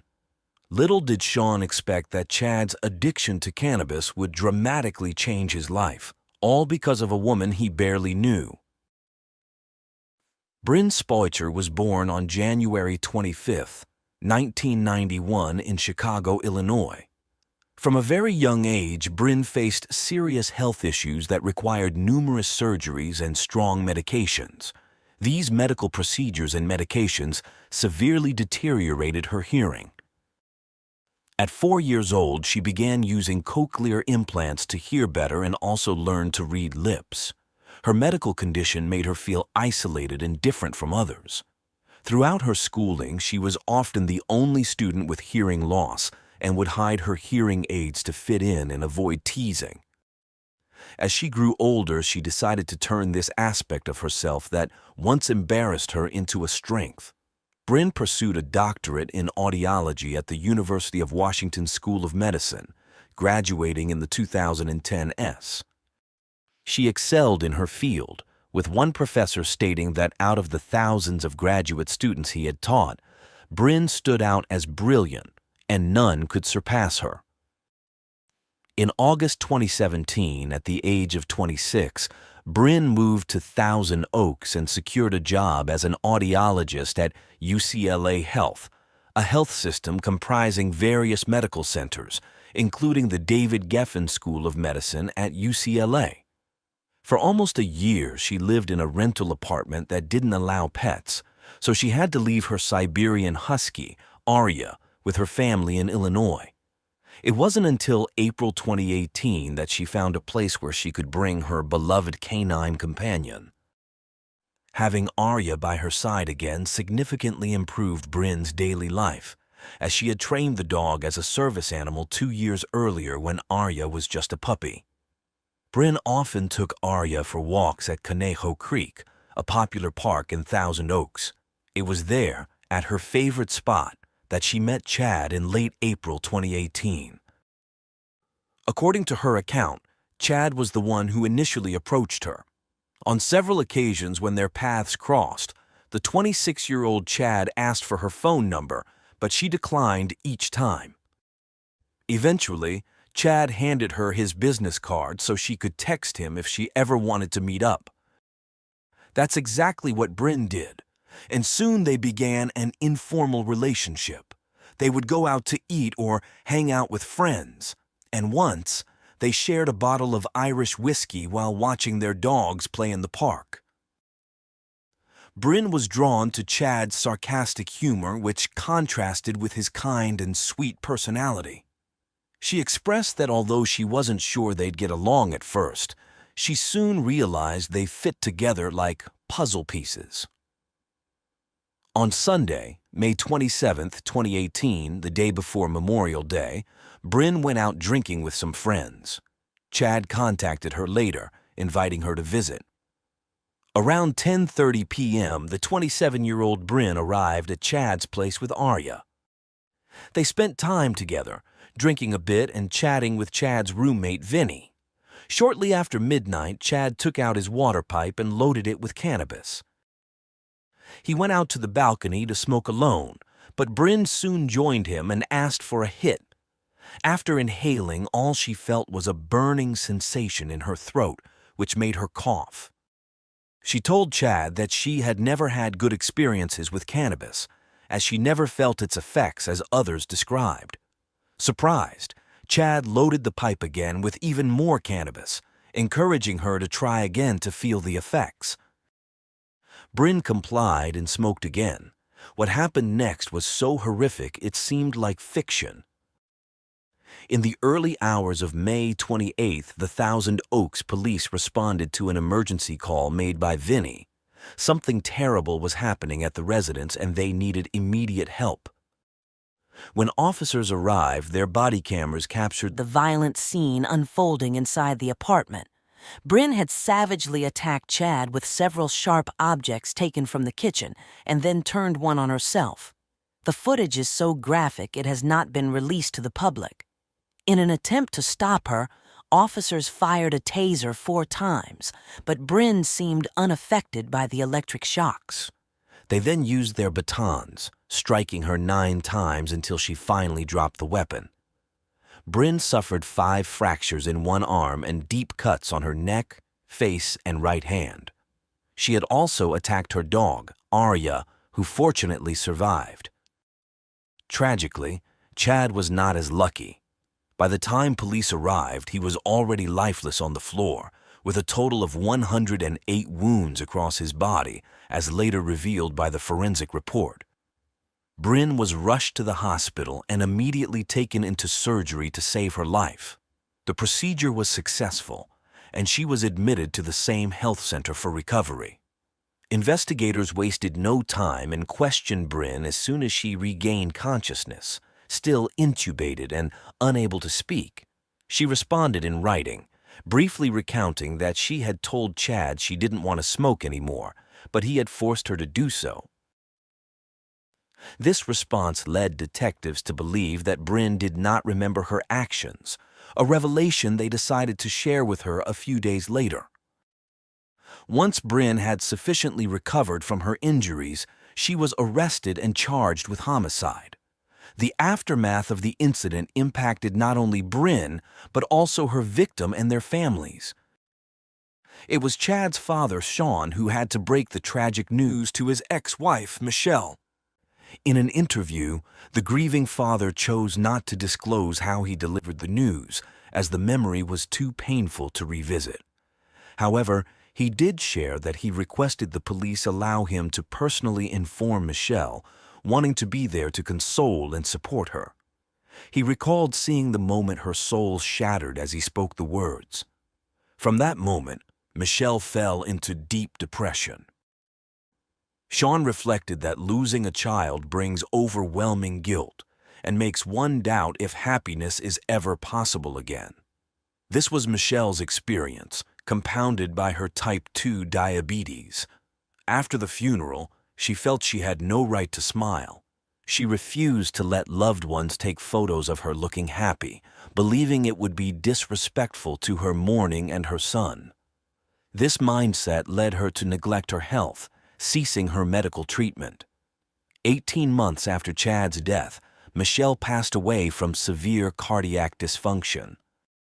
Tragically, she did not live to see the conclusion of Bryn's trial. Though it's impossible to know, it's likely the delay between the last hearing and the sentencing of the person responsible for her son's death would have caused her even more pain. Sean explained in later interviews that shortly after the legal proceedings against Bryn began, he started receiving notifications that the defense had requested extensions, claiming they needed more time to prepare for trial. These messages arrived at least every 6 months. This situation dragged on for over 5 years, also impacted by the COVID-19 pandemic. Thus, the first trial hearing did not occur until November 9, 2023. During this initial proceeding, Bryn, fully recovered from her injuries, had the opportunity to testify before the jury and those present in the courtroom. The then 32-year-old woman, equipped with a real-time transcription monitor on both the witness stand and the defendant's bench, shared her story. Bryn recounted her life before describing the events of May 27, 2018. She stated that after encouraging her to smoke a second time, Chad got up to fetch the water pipe. Once loaded, he brought it to her face, insisting she inhale immediately to feel the effects. Bryn explained she felt she couldn't refuse him, admitting he hadn't used physical force, but his persistence frightened her. She revealed that Chad did not always exhibit the sweet demeanor others attributed to him, and that she had seen him in bad moods, which pressured her into compliance. According to Bryn, minutes later she began to feel as if they were trapped in a time loop. The conversation with Chad seemed to repeat endlessly, giving her a constant sense of déjà vu. She lost the ability to form coherent sentences, which caused her anxiety. Seeking relief, she went back inside, lay down on the couch, and closed her eyes to calm herself. She then reported hearing voices in her head and seeing things with her eyes closed that were clearly not there, all while feeling trapped in a never-ending cycle. At some point, Bryn felt she had died, believing she was trapped inside her own corpse. She described seeing and hearing her loved ones mourning her, even feeling hands touching her body. This wasn't the most bizarre experience of that night. She claimed to have had an out-of-body experience, seeing her own body lying on the couch from above. She added that Chad was beside her, crying uncontrollably, and paramedics were attempting to revive her. Before continuing, Bryn clarified that what happened next felt as if she were in a movie, viewing events from the perspective of one of the characters, as if it were happening to someone else, not her. She recounted pushing the chairs aside in the apartment to make her way to the kitchen, where she grabbed 2 knives and threw them forcefully at Chad. She then took 2 more knives and approached one of the dogs, attacking it. Bryn thought she heard Chad ask why she had hurt Athena, but later learned it was Arya. She then walked to where Chad was standing, and just as she raised the knife against him, she lost consciousness completely. Despite this, she continued hearing voices in her head, urging her not to stop. She also heard Vinny, who ran out of the apartment to call the authorities. The hallucinations persisted for what felt like hours, becoming so intense that she ended up cutting her own neck with the knife. After that, everything went black again. Eventually, Bryn regained consciousness, though not fully and not for long. It was not a slow, gradual process, but quite the opposite. She felt the electric shocks from the police taser used to make her drop the knife, and in her delirium, she thought they were using a defibrillator to resuscitate her. She recalled waking up in the hospital when authorities began asking her about what had happened. However, her memories were blurry, and she couldn't distinguish what was real from what she had hallucinated. It wasn't until 2 days later that investigators informed her she had killed Chad. The defense attorney referenced tests conducted on the water pipe after the incident and called another person to explain the results. The expert stated that drug detection tests are not 100% reliable, as some substances might not be immediately identifiable. He asserted that while the report clearly indicated the presence of THC, the main psychoactive component of cannabis, there was a significant possibility the weed had been laced with something else. This was even more probable if Chad had purchased it from an illegal vendor, who might add other substances to enhance effects and reduce costs, despite recreational marijuana being legal in California at that time. Bryn's legal team also highlighted that until then, it had been overlooked that Vinny, Chad's roommate, had smoked the same substance earlier and also experienced hallucinations. Based on this, Bryn's defense portrayed her as an innocent woman with little experience in substance use, who couldn't have known what she was smoking when coerced into it. This was corroborated by testimonies from her acquaintances. Old friends from high school testified that she was never interested in drugs, which was why she had cut ties with some people. A 33-year-old woman named Amy Carrowick, who met Bryn in 2007, mentioned they bonded over shared interests in high school. She noted that while Bryn played basketball, she played softball, and they both enjoyed activities typically unpopular among girls like camping and hiking. Bryn first smoked marijuana in 2014 when she started dating a man named Kevin, with whom she had a 3-year relationship. The couple took a joint to a mountain campsite in Washington and decided after smoking that it wasn't for them. Kevin, a personal trainer and ex-Marine, believed Chad could have coerced her into smoking that night. He explained that they broke up in 2017 when Bryn moved to California, but described her as carefree, charismatic, and pleasant. It was logical for the defense attorneys to base their strategy on these arguments, as California's penal code stipulates that individuals under the influence of drugs or alcohol are fully responsible for their actions unless they were forced or deceived into intoxication. Despite their efforts, the jury ultimately rejected this argument. The statement Bryn had given to the police while still hospitalized became the primary issue facing the prosecutor and the defense. The accused had initially provided a written statement confessing that she had voluntarily taken the second hit from Chad's pipe. She claimed this document had been concealed from the prosecution for a time. Moreover, in one of the hearings, the prosecutor unveiled new evidence that could potentially turn the trial around. She portrayed Bryn in a starkly different light than the defense did, supporting her argument with a series of text messages exchanged in 2018 between Bryn and several friends.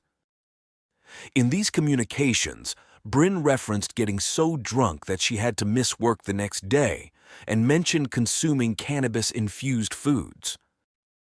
This served as a basis for the prosecutor to question not only Bryn's original statement, but also all her testimonies. The prosecutor emphasized that Bryn had not mentioned to investigators or doctors that she had been pressured or intimidated during most of her interviews. Bryn responded to both allegations. She explained that she tended to exaggerate her experiences when talking to friends, but had never been so drunk as to black out or miss work due to a hangover. She added that she had only been late to work once after a night out drinking. Regarding the interrogations, Bryn stated she hadn't shared all the information with the police in each interview because she assumed the detectives already knew everything after repeating the same answers multiple times. To counter the prosecution's claims, the defense hired mental health experts who determined that Bryn had not suffered from any mental illness, problems, or violent tendencies before the attack, suggesting that a marijuana-induced psychotic episode was the only explanation for her actions. This argument undermined the prosecutor's case, leading the jury to reduce the charge. On December 1, 2023, after 4 hours of deliberation, Bryn was found guilty of involuntary manslaughter instead of the initial charge of murder. The verdict was a shock to the victim's family and friends. On January 22, 2024, the day before the sentencing hearing, they gathered in front of the county government building, demanding a sentence fitting the severity of Bryn's crimes. On January 23, 2024, the courtroom was filled with spectators, journalists, and family members. The room was so crowded that staff had to place people in the jury box and even had some standing in the aisle. Amid sobs, Bryn took the stand one last time to apologize to Chad's family, especially his father, who had endured the ordeal without the support of Chad's mother. However, the most emotional moment of the hearing came when Chad's paternal grandmother read a statement she had written. The elderly woman addressed Bryn, expressing forgiveness for what she had done, adding that if she couldn't forgive her, God wouldn't forgive her either. After nearly 6 years of waiting, the judge sentenced Bryn to 2 years of probation instead of the 5 years in prison she faced after being found guilty in December 2023. As part of her punishment, she was required to complete 100 hours of community service to raise awareness about cannabis-induced psychosis.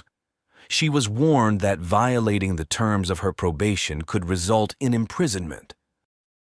Following the verdict, Sean criticized the judge for what he perceived as a biased decision influenced by the defendant's gender and race.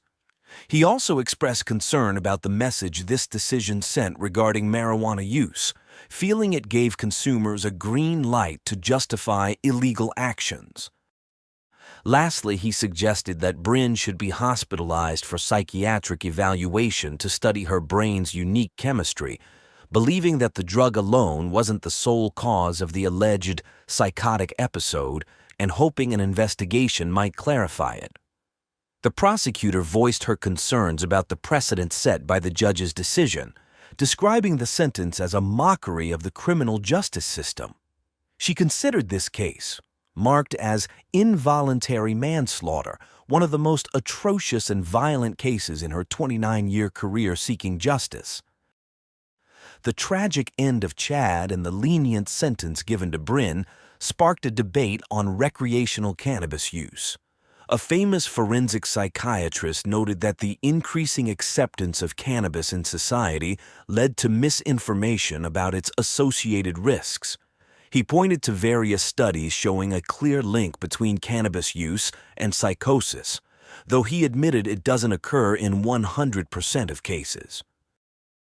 As the legal system faced criticism for its handling of the case, society reflected on the risks associated with cannabis use, questioning whether marijuana is truly a catalyst for violence or merely a trigger among a broader set of circumstances or pre-existing medical conditions.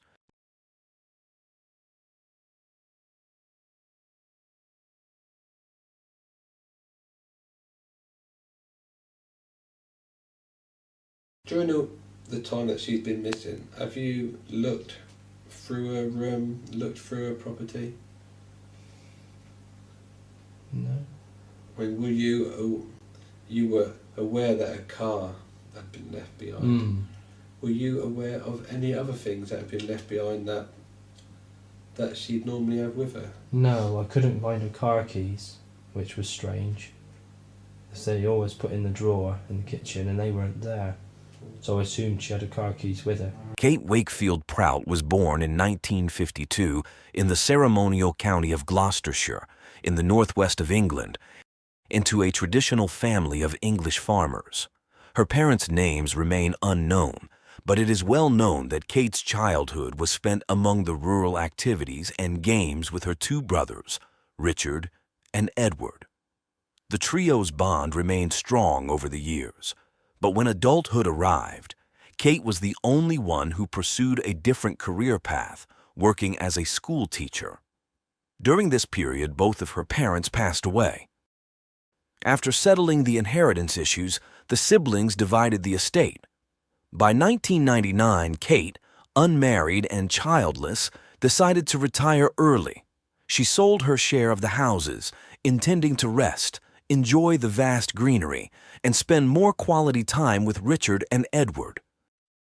She also planned to indulge in her favorite hobbies, being near the beach, surrounded by animals, and arranging flowers. Kate moved to the countryside to live with her brothers, who were engaged in farming. At 48 years old, tall, blonde, green-eyed, and intellectually accomplished, Kate was very attractive. During this time, she met a younger neighbor, Adrian Prout, who was going through a difficult period after ending a long relationship and caring for his teenage daughter, Laura. Edward allowed Adrian to temporarily live in a mobile home on their property. In gratitude, Adrian helped with the farm work, and Edward admired him for his business acumen and drive. Kate and Adrian quickly hit it off, fell in love, and got married in September 2000. They bought a lovely house together, but sold it 4 years later when they received an excellent offer. With the proceeds, they realized a dream by purchasing 115 hectares on the outskirts of Red Marley Dabito, a beautiful area. In 2004, the couple moved to Red Hill Farm in Red Marley, investing a significant amount of $1.2 million. The plan was for Adrian to manage the farm, continue his piping business, and organize pheasant hunting events, which were highly prized by wealthy British landowners. With Adrian's dedication and Kate's efforts in public relations and catering, their hunting events, which adhered to conservation rules to protect wildlife, became very popular. However, the harmony in their marriage began to falter when Laura, Adrian's 17-year-old daughter, moved in with them. Initially, the tensions were typical for having a teenager in the house. However, things worsened when Laura's boyfriend started spending a lot of time at their home. One day in 2006, Kate prepared an elaborate lunch for the four of them, but Laura and her boyfriend decided to eat elsewhere at the last minute. Frustrated and at her wits' end, Kate confronted them with everything she had been holding back. The argument was so intense that Laura decided not to live on the farm anymore. This incident strained Kate and Adrian's relationship further, leading to frequent and heated arguments. The situation escalated to the point where Adrian, in a fit of anger, pushed Kate against a truck. Adrian pushed Kate with such force that she hit the metal siding of a truck. Determined to leave him, she packed a bag with her essentials and went to stay with her brother Richard. However, a few weeks later, they reconciled, and Kate returned to Adrian. The peace was short-lived. On February 1st, 2007, Kate called her brother Richard again, revealing that Adrian had been arrested for domestic violence. During a brutal argument, plates were thrown, hitting Kate on the head, and the confrontation continued in the garden. It ended with Adrian holding her by the neck over an empty pool, threatening to drop her. Despite mutual accusations, there were no witnesses. After this terrifying incident, Kate stayed with Richard and his wife for a considerable time. During this period, she confided in them about Adrian's controlling and abusive behavior. She revealed that despite co-owning their property, Adrian withheld her share of the income, forcing her to rely on her pension for personal expenses.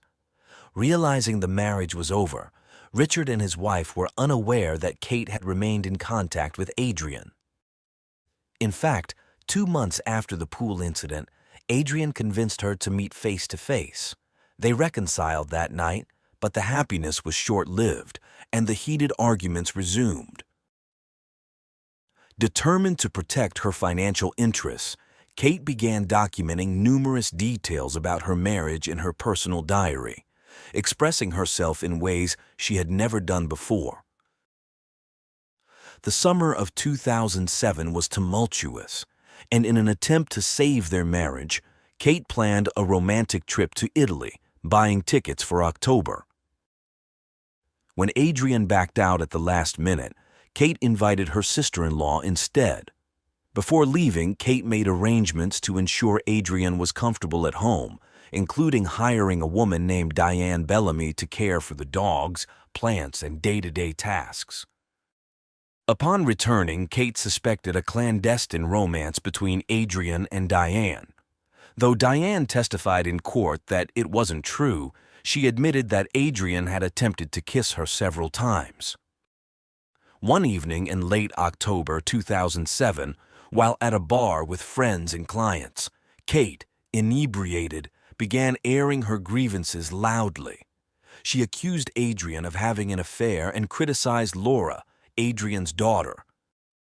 When Adrian tried to calm her, Kate slapped him in front of everyone. The party ended abruptly, and Kate spent the night at a neighbor's house.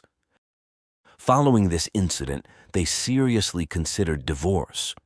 Kate sought legal advice and requested an updated appraisal of their shared property, which had significantly increased in value to $1.84 million. Adrian offered her $850,000 in maintenance, but on Sunday, November 4th, 2007, Kate refused. She stated that the only offer she would accept, being generous, was $1.13 million, which she felt was fair. Adrian was furious, knowing that to pay her that amount, he would have to sell the land they had bought 3.5 years earlier, an option he was unwilling to consider. The next day, Monday, November 5th, 2007, Kate was seen at a fruit market in Ledbury, and later, around 3:30 p.m., contacted her bank. After withdrawing $21,000, she rejected Adrian's financial settlement in the divorce negotiations. What happened next has been pieced together as follows. Around 5:30 p.m., they argued in one of the tourist lodges they offered to hunting enthusiasts on their property. Adrian was preparing for a pheasant hunt with clients scheduled for the next day. Knowing this, Kate threatened to disrupt the event and embarrass him in front of everyone unless he agreed to her demands. Furious, he remained steadfast in his position. Kate reminded him that the property was purchased largely with her father's inheritance. The argument escalated until Adrian grabbed her by the neck with both hands and squeezed with all his strength. After about 15 seconds, Kate fell to the ground, lifeless. Realizing he no longer had to divide his fortune, Adrian went to the main house, sat in a chair, poured himself a whiskey and savored it. A while later he returned, wrapped Kate's body in a curtain and some large white plastic sheets, put her body in the trunk of his truck and drove to a local bar for a few beers. By the time he returned to the car, it was dark. He then drove to a wooded area on the outskirts of their pheasant hunting grounds and dug a grave about 5 feet deep and as long. Finally, he buried the body and left. With no news from his sister and unable to reach her by phone, Richard asked a mutual friend who lived nearby to check on her. The friend found the door unlocked and Kate's car parked outside, but no sign of either Kate or Adrian. Like Richard, the friend couldn't reach them on their cell phones. Richard went to the house and waited with his friend for Adrian to return. When Adrian finally arrived, he claimed he hadn't seen Kate for days. Shocked by his response and his evident coldness, Richard pressed him. Adrian defended himself, saying he hadn't looked for her because he didn't consider her missing. He thought she was just keeping her distance. Under Richard's insistence, on November 10, 2007, Adrian reported Kate's strange absence to the police. Despite launching an extensive search of the farm and its surroundings, the authorities found no trace of Kate. The last confirmed sighting was on Monday at the fruit market. After that, nothing. Given the peaceful nature of their village and Kate's popularity with neighbors, the situation was deeply troubling. No one in the village suspected Adrian. As a wealthy, middle-aged businessman, they believed he had too much to lose to harm his wife. However, the police couldn't ignore his connection to the missing woman. On Sunday, November 11, 2007, Adrian was brought in for questioning.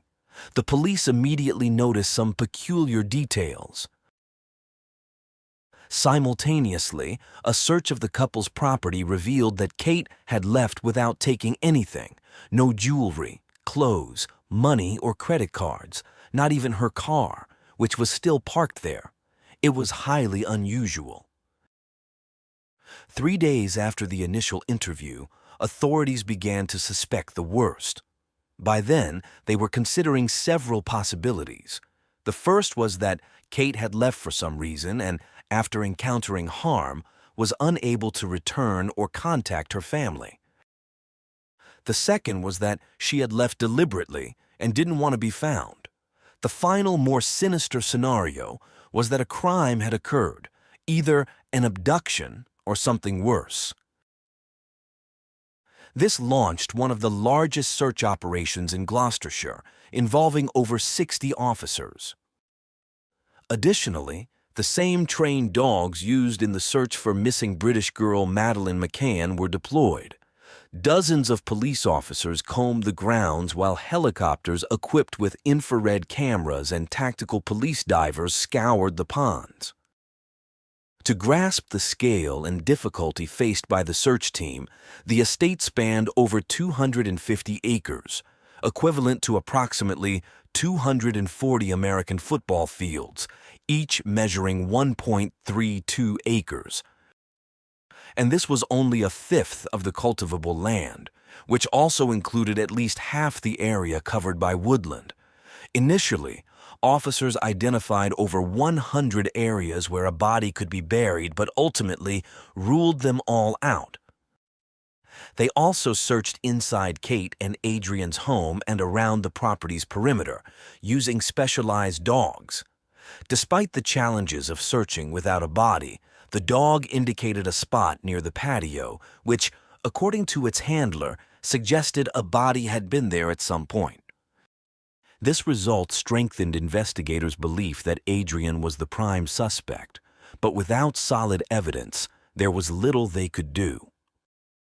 Around this time, Diane ran into Adrian at a bar. Believing he was devastated like everyone else, she expressed her support. To her surprise, Adrian responded with absurd statements, claiming that Kate had been taken away without specifying by whom, and he asked her not to ask further questions. On November 27, 2007, Adrian was arrested, and simultaneously, a second search of the vast property was conducted using helicopters equipped with thermal sensors. After hours with no results, Adrian was released without charges. While outsiders believed Adrian was incapable of harming anyone, Kate's brothers suspected foul play and thought Adrian's hands were stained with blood. These suspicions seemed validated as Adrian continued his life as if nothing had happened. In fact, a month after Kate's disappearance, Adrian met Debbie Garlick, a 41-year-old divorced mother of two, at a nightclub in Staunton. They quickly developed a romance with Debbie, captivated by his personality, believing his innocence and thinking the police and justice system were wrongly accusing him. The romance thrived in the following weeks and months. In early February 2008, Diane encountered Adrian again and noticed he seemed frightened. Meanwhile, investigators found Kate's personal diary in her car, leading to Adrian's second arrest on February 19, 2008, for suspicion of murder. However, he was released on bail, and Richard and Edward begged him to confess what they believed was already obvious. Spring and summer passed, with each new season deepening the despair of Kate's loved ones, who watched in disbelief as the case seemed to dissolve without progress or answers. The stark contrast was Adrian's idyllic life with his now fiancée Debbie. In February 2009, the police informed Adrian that he was no longer a suspect. Elated, he convinced Debbie to move in with him at the property he had once shared with Kate. However, 3 weeks later, on March 10, 2009, the police knocked on the door to arrest Adrian once more. Although he was jailed for a month, he was again released on bail. Unbeknownst to him, the investigation continued quietly, and shortly after, Adrian was formally charged with the crime. This did not prevent his relationship with Debbie from progressing. Released on bail, they got engaged in June of that year, and by then, Debbie was pregnant. Their daughter was born on January 7, 2010, after a scheduled delivery. Despite the looming criminal charges and the ugly suspicions surrounding Adrian, they maintained the facade of a happy family, with Adrian portraying himself as a good father and husband. The trial began on January 21, 2010, with Adrian proclaiming his innocence. Debbie attended the hearings, bringing their weeks-old baby. One of the testimonies was from Diane, who clarified that, despite Kate's suspicions, there had never been any relationship between her and Adrian. Diane recounted how Adrian had tried to seduce her and detailed his strange behavior after Kate's disappearance. By the end of the third week, in a remarkable effort, the investigation officers convinced the jury that all evidence pointed towards Adrian. Consequently, in February 2010, Adrian Prout was found guilty of murder and sentenced to life imprisonment with a minimum of 18 years behind bars. The verdict also prevented him from profiting from Kate's will, which she had made in his name. Despite the conviction, Adrian's family, friends, neighbors, and especially his fiancée continued to believe in his innocence. They clung to the idea that without a body, there was no crime or valid accusation. Supporters rallied to free him. Laura, Adrian's eldest daughter, started a social media campaign, while Debbie's daughter from her first marriage did something similar, gathering nearly 500 signatures for his release. Debbie, holding their daughter, campaigned tirelessly and even offered a $14,000 reward for any information proving Adrian's innocence, money she had inherited from her father. Desperate to clear her partner's name, Debbie convinced Adrian to take a lie detector test. She challenged him, saying he had nothing to lose if he was innocent. Confident as always, Adrian agreed, believing he could outsmart the machine. Debbie, hopeful for his release, hired polygraph expert who visited the prison in Lancashire. Adrian appeared calm and confident, stating he was doing it for Debbie. However, Adrian failed the test, and the expert informed him of the results. The expert then called Debbie, who was shocked and in disbelief. Debbie needed answers, so she visited Adrian in prison to hear the truth from him directly. Still harboring a sliver of hope that it was all a misunderstanding, Debbie was devastated when Adrian confessed the terrible truth. In shock, she listened to his pleas not to leave him but knew she had to be resolute. The burden and anguish were immense, but Debbie contacted the investigators and told them everything.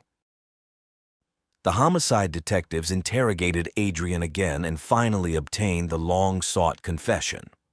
All that remained was to locate Kate's body. On Friday, November 18, 2011, authorities took Adrian to the farm. Handcuffed, Adrian led them to a wooded area within the pheasant hunting grounds and indicated where he had buried Kate.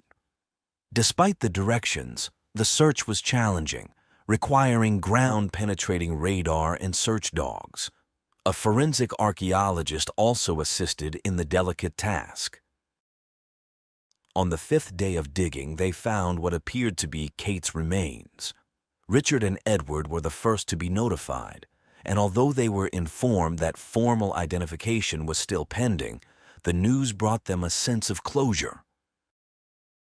The doubts, anguish, and exhaustion they had endured for 4 years gave way to a feeling of relief. This relief grew when the forensic team confirmed the remains were indeed Kate's. The Gloucestershire police broke the news to the press and offered Richard and Edward a chance to speak about their harrowing experience over the past 4 years. Richard and Edward emphasized the difficulty of knowing who was responsible for Kate's disappearance while being unaware of the fate Adrian had chosen for her. They expressed their only desire was to give Kate the rest she deserved and to move forward with their lives. When asked about their feelings towards Debbie, Richard acknowledged that she was now in a position similar to theirs, finally forced to face a terrible truth. The family held Kate's funeral on January 4, 2012, choosing to keep it strictly private. It had been 4 years and 2 months since her brutal murder, but Richard said they were relieved to have closure. By then, the veil that once clouded Debbie's judgment had lifted, and she understood the manipulative nature of Adrian. In media interviews, Debbie stated she was certain Adrian had used her and their young daughter to portray a false image of a responsible and loving family man. As of 2024, the once powerful English landowner remains behind bars. The farm was sold by Kate's brothers, with the proceeds going to a local hospital and to Kate's nieces and nephews.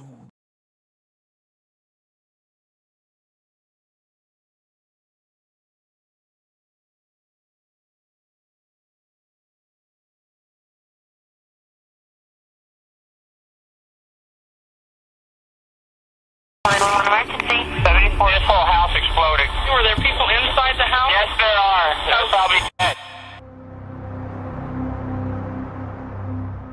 These are not images of an ordinary fire. They depict the scene of a horrific crime that took place in 2001, orchestrated by a man labeled as a family annihilator. This event revealed the dual nature of Robert Fisher, a man who appeared to be a devoted father and husband to the community, but meticulously planned each step of his atrocious act. He subsequently became one of the FBI's 10 most wanted fugitives. In this video, we delve into every detail of the story that shocked the residents of Arizona and remains one of the most profound unsolved mysteries in the history of U.S. criminal cases. Robert William Fisher was born on April 13, 1961, in Brooklyn, New York. His father, William Fisher, worked as a banker, while his mother, Jan Howell, was a homemaker. Robert was the eldest of 3 siblings, having 2 younger sisters with whom he shared a close bond, particularly with his youngest sister, with whom he was like best friends. In 1976, Robert faced a significant upheaval in his family when his parents divorced. His mother cited his father's controlling behavior as the primary reason for their separation. Unlike his sisters, Robert was deeply affected by the divorce.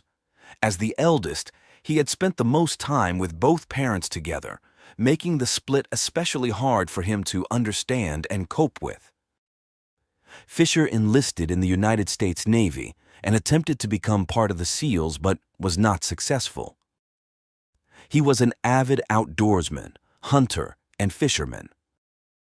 Eventually, in 1987, he met Mary Cooper, who would become the love of his life. They got married and Robert began working various jobs, although he did not have a specific career path. At one point, he worked as a firefighter but had to quit due to a back injury. He later trained in other fields, including surgical catheters, and ultimately became a respiratory therapist. After marrying Mary, they settled in Scottsdale, Arizona, buying a house for $80,000 to start their family. Mary Cooper was a devoted homemaker and deeply religious, sharing her faith with Robert. Both were raised in Christian households and were active members of their church community. In 1991, their first daughter, Brittany, was born, followed by their son, Bobby. The Fishers were a close-knit family, raising their children with strong Christian values. Mary was known to be extremely loving and dedicated to her children, who were bright and excelled in school and sports. Brittany, in particular, stood out for her academic achievements and involvement in activities like gymnastics and soccer. But Robert was described as a cruel and distant control freak toward his family. He and his wife often argued about sex and money, with Mary taking a job she referred to as a security fund to her friends. Fisher once turned a garden hose on Mary for speaking out of turn. He was embarrassed that his son Bobby didn't enjoy hunting or fishing, and once tried to teach him and his daughter Brittany to swim by throwing them off a boat. Fisher imposed strict rules at home, insisting that the walls be painted only white and allowing only a few pictures to be hung. Several times Mary's mother made special things like quilts, but Mary was not allowed to hang them up. She had to store them in the closet. Despite these behaviors, Fisher tried to maintain an image as a devoted family man. However, the Fisher family's seemingly perfect life took a devastating turn in April 2001. On the morning of April 10, 2001, at around 8:30 a.m., emergency services began receiving multiple calls about a house fire in their neighborhood. The house in question belonged to the Fishers. Initially, it was believed that the family might have been inside, and the fire was possibly caused by a gas leak or a stove left on. Upon extinguishing the fire, the bodies of Mary, Brittany, and Bobby were found in their beds, but Robert was missing. This led to an intense search for him, initially hoping he was unaware of the tragedy. However, as hours turned into days and then weeks, Robert Fisher's disappearance made him the prime suspect in the investigation. Neighbors reported hearing a loud argument between Mary and Robert the night before the fire, around 10:30 p.m. This was not unusual, as their arguments had become a regular occurrence. Years earlier, Robert had suffered a back injury and sought massages to alleviate the pain. While Mary was away on a retreat with the children, Robert allegedly visited a place of prostitution or met with a woman he had been seeing. This incident caused significant guilt for Robert, a devout Christian, and he eventually confessed to Mary. The confession led to a major crisis in their marriage, but they decided to attend counseling through their church in an attempt to mend their relationship. Despite counseling, the arguments continued. Neighbors noted that Mary was often the louder one during these fights, frequently expressing her frustration and pain over the betrayal. The investigation revealed that Robert was captured on a surveillance camera at a nearby ATM at 10:45 p.m. on the night of the fire, withdrawing $280. The footage also showed his Toyota 4Runner in the background. The amount withdrawn was considered the maximum allowed at that time, leading to speculation about his motives. The discovery of this withdrawal, coupled with the violent nature of the crime scene, pointed towards Robert Fisher as the main suspect. Despite an extensive manhunt, Robert Fisher remains a fugitive, and his whereabouts are unknown. The tragic events left the Fisher family shattered, and the community continues to seek justice for Mary, Brittany, and Bobby. When the autopsies were performed on the charred bodies of Mary and her 2 children, they found that Mary had been injured in 2 ways. Her throat had been slashed, nearly decapitating her, and she had been shot in the head. The children's throats had also been cut, nearly decapitating them as well. This happened, they say, on the night the neighbors heard the argument. Many believe that the screams the neighbors heard were not from the fight itself, but from the actual moment of the murders. The bodies were found in the morning, about 10 hours after they had been killed, when the house exploded. How did the house explode? Investigators say that a gas line was left open in the house's oven. A lit candle was placed in the hallway, and over those 10 hours, as the house filled with gas, it eventually reached the candle, causing the explosion. Robert became the main suspect, especially because he disappeared after the incident and never reappeared, making it obvious to the police that he was involved. Many thought that with his knowledge as a firefighter and his work in mechanics, he believed there would be no evidence left to incriminate him. They assumed he might have planned to make it seem like he was also inside the house, and due to the fire's intensity, his body wouldn't be found. This, they thought, was his way of escaping the situation. But why would he murder his own family?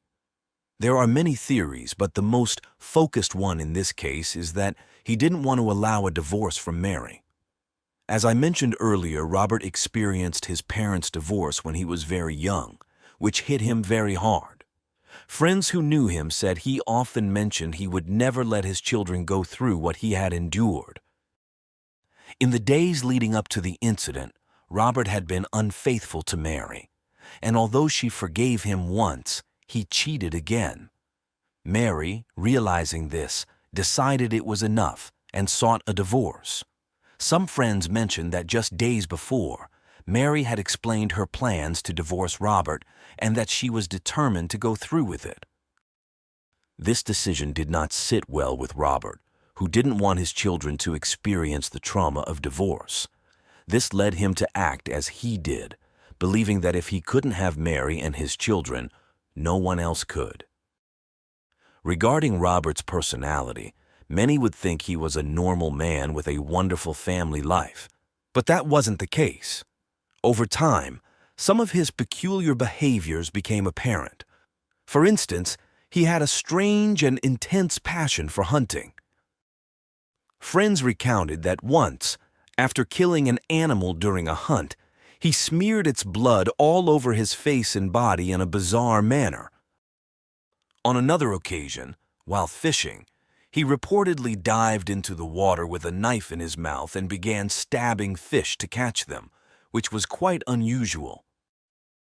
Additionally, he struggled with the disappointment of not being able to join the firefighters or the U.S. Navy due to a back problem, which seemed to weigh heavily on him. Moreover, those who knew him more intimately spoke of his controlling nature. Mary had confided in her mother-in-law that Robert's controlling behavior made her feel very strange and uncomfortable. His mother acknowledged that she had divorced Robert's father for similar reasons, as he had been equally controlling. There were also reports of Robert being extremely harsh with his children, pushing them to share his passion for hunting and forcing them to learn about and handle firearms. These behaviors painted a picture of a man with deep-seated issues, ultimately leading to the tragic events that unfolded. On one occasion, while hunting, he approached a family having a picnic and fired shots into the air to scare them. Several years before his wife and children were murdered, Fisher shot a stray pit bull. He claimed that he shot it because it attacked his Labrador retriever, but police maintained that he orchestrated the encounter because he wanted to shoot the dog. Fisher had been an active participant in the Scottsdale Baptist Church's men's ministry, but, in contrast to Mary, had begun to withdraw from church activities a few months prior to the murders. According to some of Fisher's friends, Fisher spoke of committing suicide around 1998 when he despaired over the condition of his marriage. In 1998, the Fishers went to the senior pastor for marital counseling.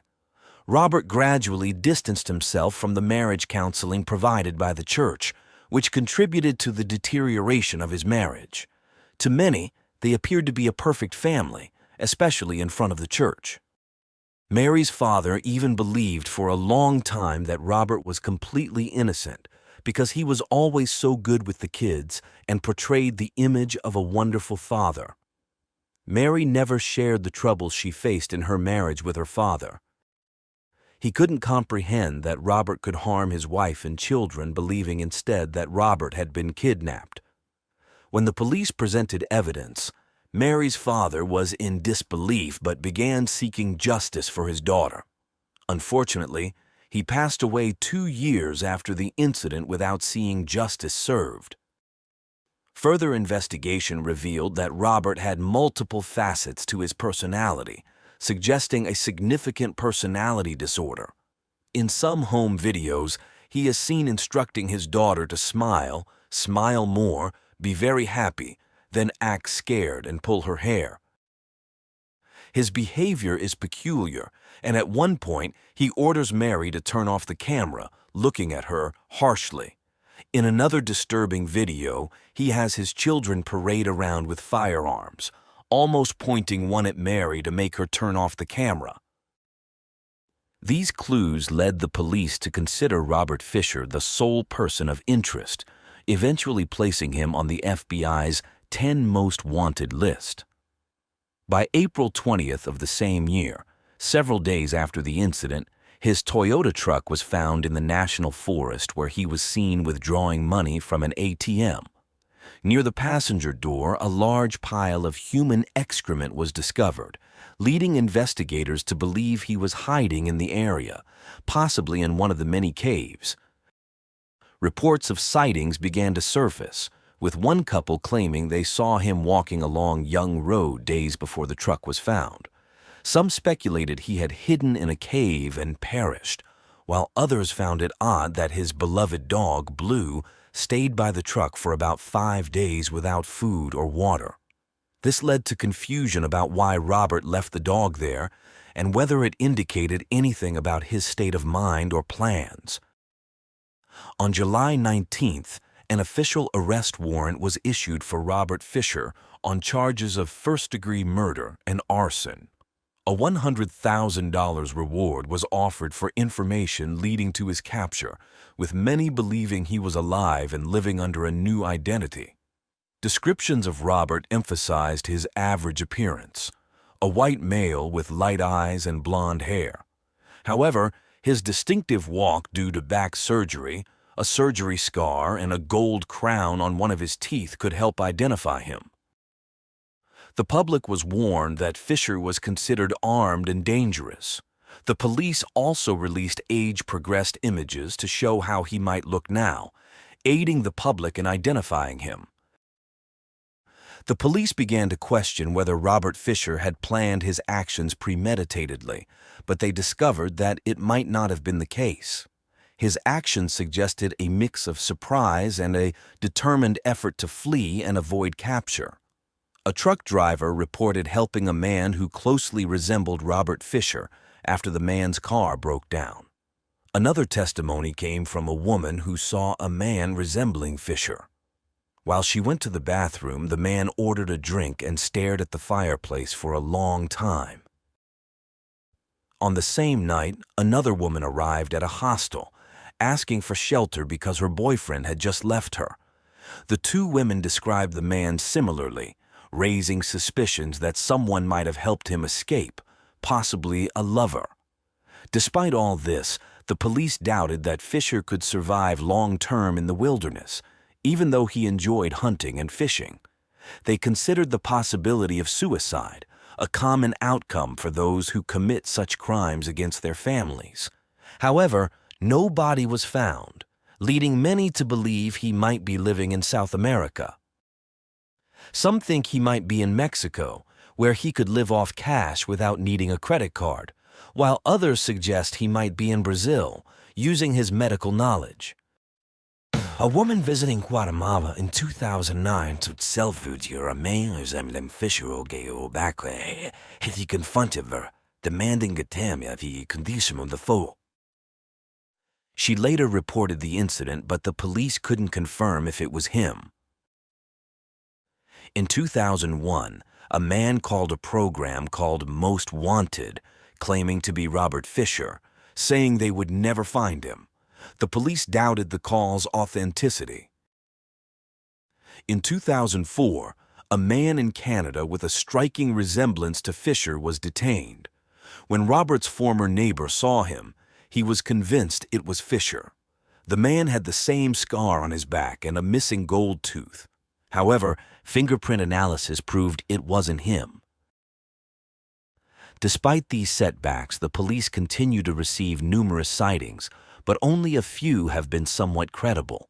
They urge anyone who sees someone resembling Robert Fisher to contact the authorities immediately, especially in Latin America, where he might be hiding.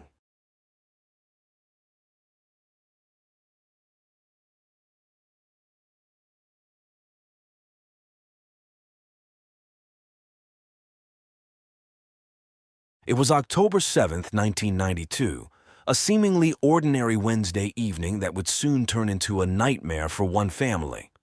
7-year-old Nikki Allen, with her bright eyes and innocent smile, had decided to make the short journey home from her grandfather's apartment just a floor below her own. She knew the path well. It was a journey she had made countless times. As the clock struck 8:30 p.m., Nikki's small footsteps echoed through the dimly lit corridors of the building. Little did anyone know, these would be the last moments of her life as she made her way through the familiar route. Nikki Allen was born in England during the 1980s, one of 4 daughters to Sharon Henderson. They lived in a low-income housing estate in the city of Sunderland, located in Tyne and Wear, in the northeastern part of England. At 7 years old, Mickey spent her days with her 3 sisters, Stacy, 8, Sarah, 3, and Niam, 2. Sharon, despite being a loving mother, faced a series of unfortunate relationships. The father of Stacy and Nikki abandoned them, and her subsequent partner also left, failing to take responsibility for Sarah and Niam. Sharon had to work hard to provide for her children, as none of the fathers contributed to their upbringing. Fortunately, her father, who lived in the same building, was a supportive and loving grandfather. He helped Sharon with the girls whenever he could. Despite the challenges of single motherhood, Sharon ensured her daughters never lacked anything essential. Though their budget was tight, the love and dedication Sharon showed made their home a place of joy and warmth. The family cherished weekends and holidays like Christmas and Carnival, often taking outings in the eastern parts of the city. Mickey, like most children, was oblivious to their financial struggles, radiating happiness. Described as a lively and cheerful child with adventurous spirit, her brownish-red hair contrasted beautifully with her fair skin, complemented by her vibrant brown eyes and an infectious smile that made her stand out. On the evening of Wednesday, October 7th, 1992, Nikki and her sisters were being looked after by their grandfather. Around 8:30 p.m., Nikki decided to go home, which was just a floor below in the same building. It was common for one of the older girls to head home first. Nikki knew the short route well, having traversed it many times without issue. That night, Sharon returned home to find Nikki missing. Initially, this didn't raise alarm as her other daughters, Stacy, Sarah, and Niam, had not arrived either. But when they returned without Nikki, Sharon called her father, who confirmed Nikki had left his apartment 10 minutes before her sisters. The building was a tight-knit community where everyone knew each other, and mutual support was a daily practice. Nikki was well-liked for her endearing nature. In growing worry, Sharon began knocking on neighbors' doors, asking if anyone had seen her daughter and calling everyone she knew to find Nikki. When no one could provide any information, Sharon's fear turned to dread. Nikki was missing. The community organized search parties to scour every corner of the building and its surroundings. The search went on through the night and into the early hours of the morning. Sharon's anxiety escalated into panic and desperation. As dawn broke on Thursday, October 8th, with no sign of Nikki, the family contacted the authorities. The police arrived and began a thorough search, questioning residents, Sharon, the grandfather, and anyone who might know something. A discovery that froze everyone's blood was made. Nikki's small shoes were found discarded at the entrance of an abandoned building not far from her home. With heavy hearts, neighbors and police entered the building, their dread growing with each step. The tension was palpable, likened to the calm before a storm. Inside, they found a dark, sticky stain on the floor, resembling dried blood. In the middle of it lay Nikki's lifeless body, a heartbreaking end to the frantic search. It was clear at first glance that Nikki had suffered a brutal attack.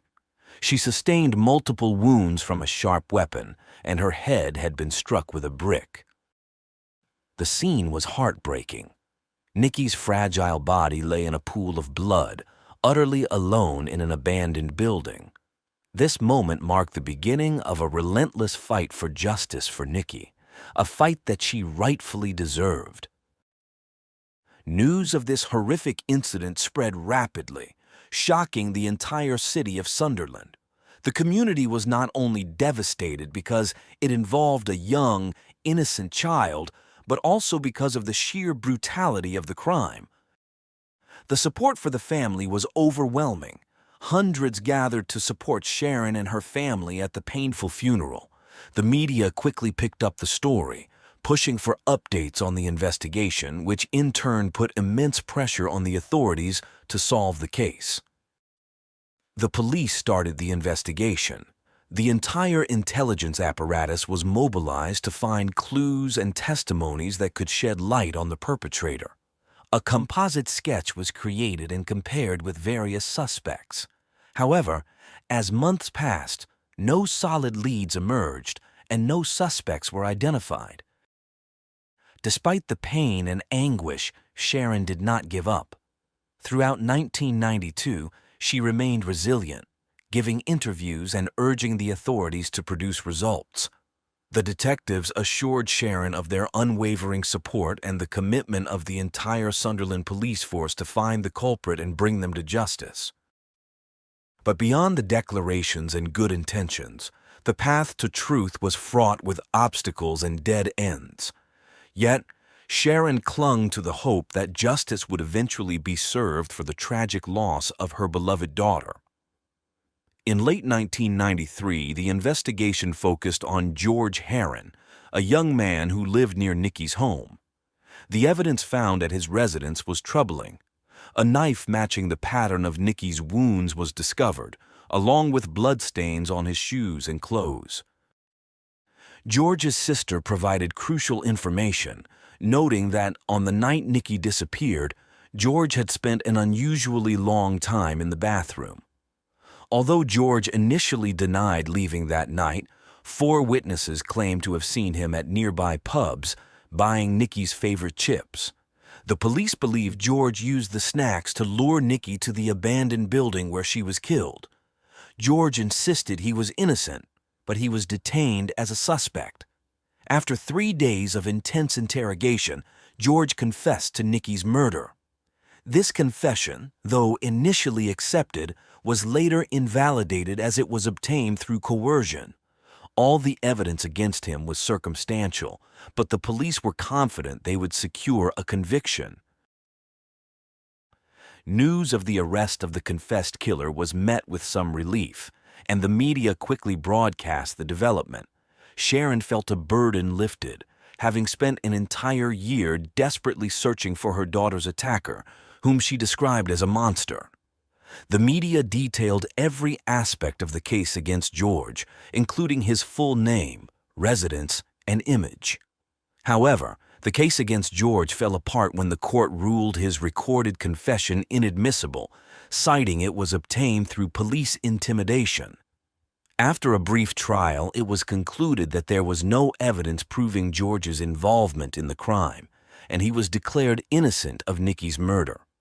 For his protection, following public scrutiny, George was granted a new identity and relocated away from Sunderland to start anew. Nevertheless, Sharon believed in the police's version and remained convinced that George was responsible for her family's tragedy. Determined to seek justice, Sharon filed a civil suit against George in 1994, accusing him of wrongful death. The court ruled in Sharon's favor, ordering George to pay over £7,000, a sum she never received as George could not be located. Despite the setback, the police continued to investigate, gathering reports and following leads, but the case grew cold over time. 20 years after Nikki's tragic death, the case remained open but stagnant. Unexpectedly, a breakthrough emerged, offering new hope for justice for Nikki and her anguished family. In February 2014, serial offender Stephen Greaves' son, already incarcerated, became a suspect. His modus operandi in previous crimes closely matched Nikki's case. Stephen had a history of cooperating with authorities, confessing to unsolved crimes and providing valuable information on similar cases, making him a crucial resource for the investigators. However, this time, Stephen took a completely different approach. He declared his innocence and refused to cooperate with any aspect of the investigation. After decades of dead ends and false leads, hopes were pinned on the significant advancements in forensic technology of that era. Investigators conducted blood analyses to find evidence linking Stephen to Nikki's murder, but the results ultimately excluded him as a suspect. Once again, they were back to square one and had to start from scratch. This was disappointing news for the investigators and for Sharon, Nikki's mother, who had placed her hopes on this new lead. Despite the setback, Sharon didn't give in to despair. Committed to keeping her daughter's case in the public eye, she continued to give interviews to the media.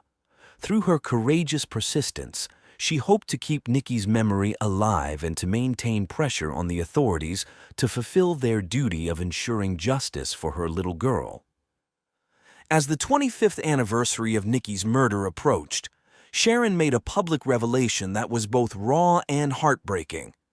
She admitted that she had not been a good mother to Stacy, Sarah, and Niam. She acknowledged that her other 3 daughters had grown up feeling neglected, accustomed to seeing their mother constantly dealing with the media and police, dedicating all her time and effort to keeping Nikki's case in the spotlight. Sharon's candid admission had a profound impact on the British public and sparked a wide-ranging debate about the struggles faced by those who suffer the tragic loss of a loved one and how it can affect other important areas of their lives.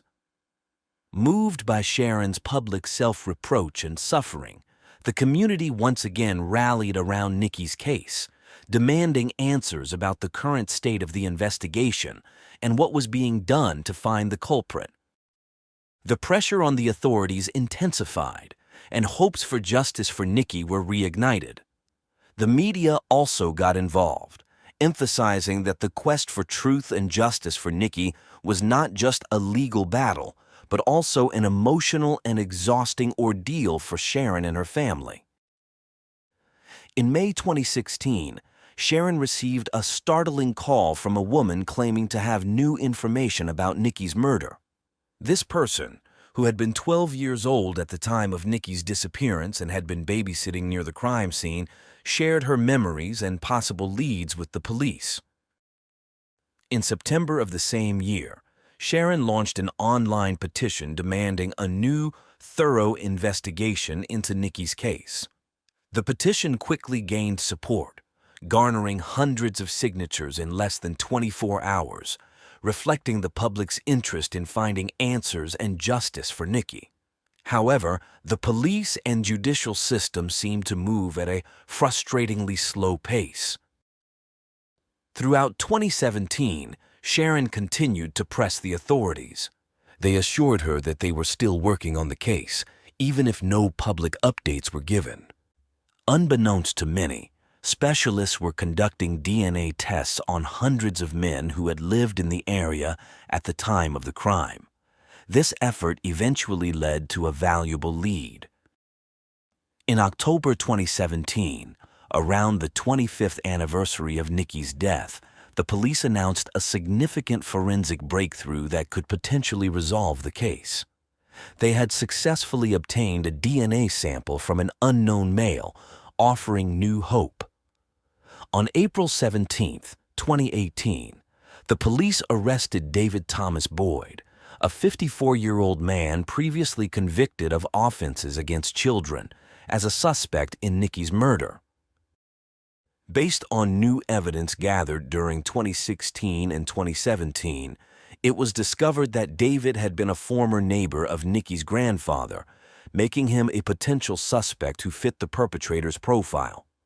The police raided a house where David lived and detained him.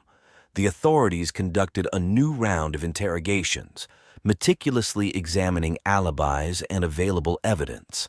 However, lacking solid evidence directly linking him to Nikki's murder, they had to release him pending further investigation.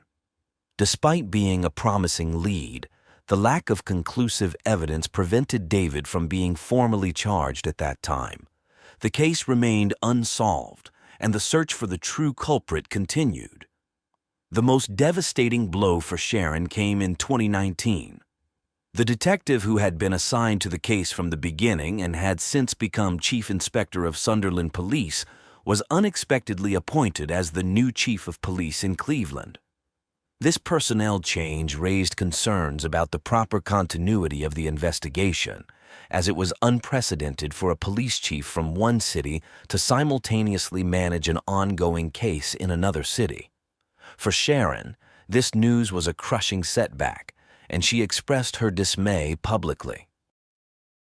As if that weren't enough, the detective was hired as part of a sensationalist television program that sought to track fugitives involved in crimes against celebrities. The scandal caused a national uproar, especially at a time when the reputation of the English police was under scrutiny due to various unfortunate events involving some law enforcement officers. Nevertheless, both the detective and the Sunderland Police Department issued a statement assuring that the investigation had not been halted and that they remained committed to finding Nikki's killer. Despite the obstacles and challenges, Sharon and the authorities' determination to achieve justice for Nikki remained unshaken. In April 2019, David was detained and interrogated once more about Nikki's case. However, the pandemic caused further delays, imposing limitations on judicial processes.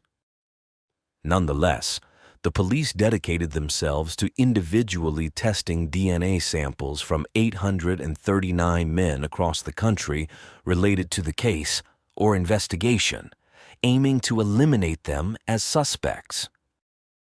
During 2020 and 2021, Sharon received new reports about potential leads and revelations from new witnesses who claimed to have unheard-of information about the case. These new clues added to the previous efforts to uncover the truth that had remained elusive for the police, especially for Sharon, who was approaching 30 years of fighting for justice for her daughter. In January 2022, the police officially referred the case to the Crown Prosecution Service, thus transferring responsibility from Sunderland police detectives to a new administrative direction, placing the case in a bureaucratic limbo, much to Sharon's dismay. Fortunately, Sharon's fears were unfounded. In May 2022, there was a significant breakthrough when David was formally charged with Nikki's murder. He appeared before the court, pleaded not guilty, but was remanded in custody. On April 20th, 2023, the trial began. During the hearings, evidence against David was presented, including an animated video showing how he had dragged and disposed of Nikki's body. The prosecutor explicitly assured the jury that David was the true perpetrator of the fatal assault on Nikki. The trial continued with crucial testimonies and details about how David had lured Nikki to the site and committed the horrific acts. The prosecution presented evidence of David's DNA found on Nikki's clothing, which further strengthened the case against him. The prosecution alleged that David had taken Nikki to a wasteland by the river where he struck her on the head. They added that he had forced Nikki through an opening in a boarded-up window of the abandoned building, where he attacked her until she died. The autopsy revealed that Nikki had suffered a blunt force trauma to the head, likely rendering her unconscious before receiving the fatal stab wounds. The trial also revealed that David Boyd had been convicted in March 2000 for indecent assault on a girl in a Stockton park on April 8, 1999. He had also been convicted of public order offenses in 1986 when he approached 4 children and grabbed a 10-year-old girl. Another detail revealed during the trial was that David knew the layout of the abandoned building where Nikki was found and had used the same window days earlier when he took a boy there, supposedly to look for pigeons. The defense argued that the evidence was merely innocent coincidences and that there was no direct proof of David's guilt. David concocted a story to explain the presence of his DNA on Nikki's clothing. He claimed he had spat from his balcony on the night of the incident, and Nikki might have touched a railing where his saliva landed, then wiped her hands on her clothes, transferring the DNA. The judge explained to the jury that the case was based on circumstantial evidence, but the evidence presented so far strongly pointed to David's guilt. On May 12, 2023, after just 2.5 hours of deliberation, the jury found David guilty of Nikki Allen's murder. The verdict was a huge relief for Sharon and a victory for justice after decades of relentless pursuit. The man who ended Nikki's life in dreams and caused immense pain to her family would finally face justice for his cruel actions. On a day that seemed unreachable for Sharon, she finally got the results she had long awaited after 31 long years. When the court delivered the verdict declaring the man guilty, the news was met with a mix of relief and emotion, and the courtroom erupted in applause. Outside the court, under torrential rain, Nikki's family shared tears, hugs, and kisses. Despite the celebrations, there was still discontent among the family regarding the way the police investigation was conducted. Despite the historic verdict, Sharon expressed her frustration over the long wait and the fact that the man had lived freely for years without deserving it. Nikki's older sister, Stacy, recalled seeing David several times near the buildings where they lived during their childhood.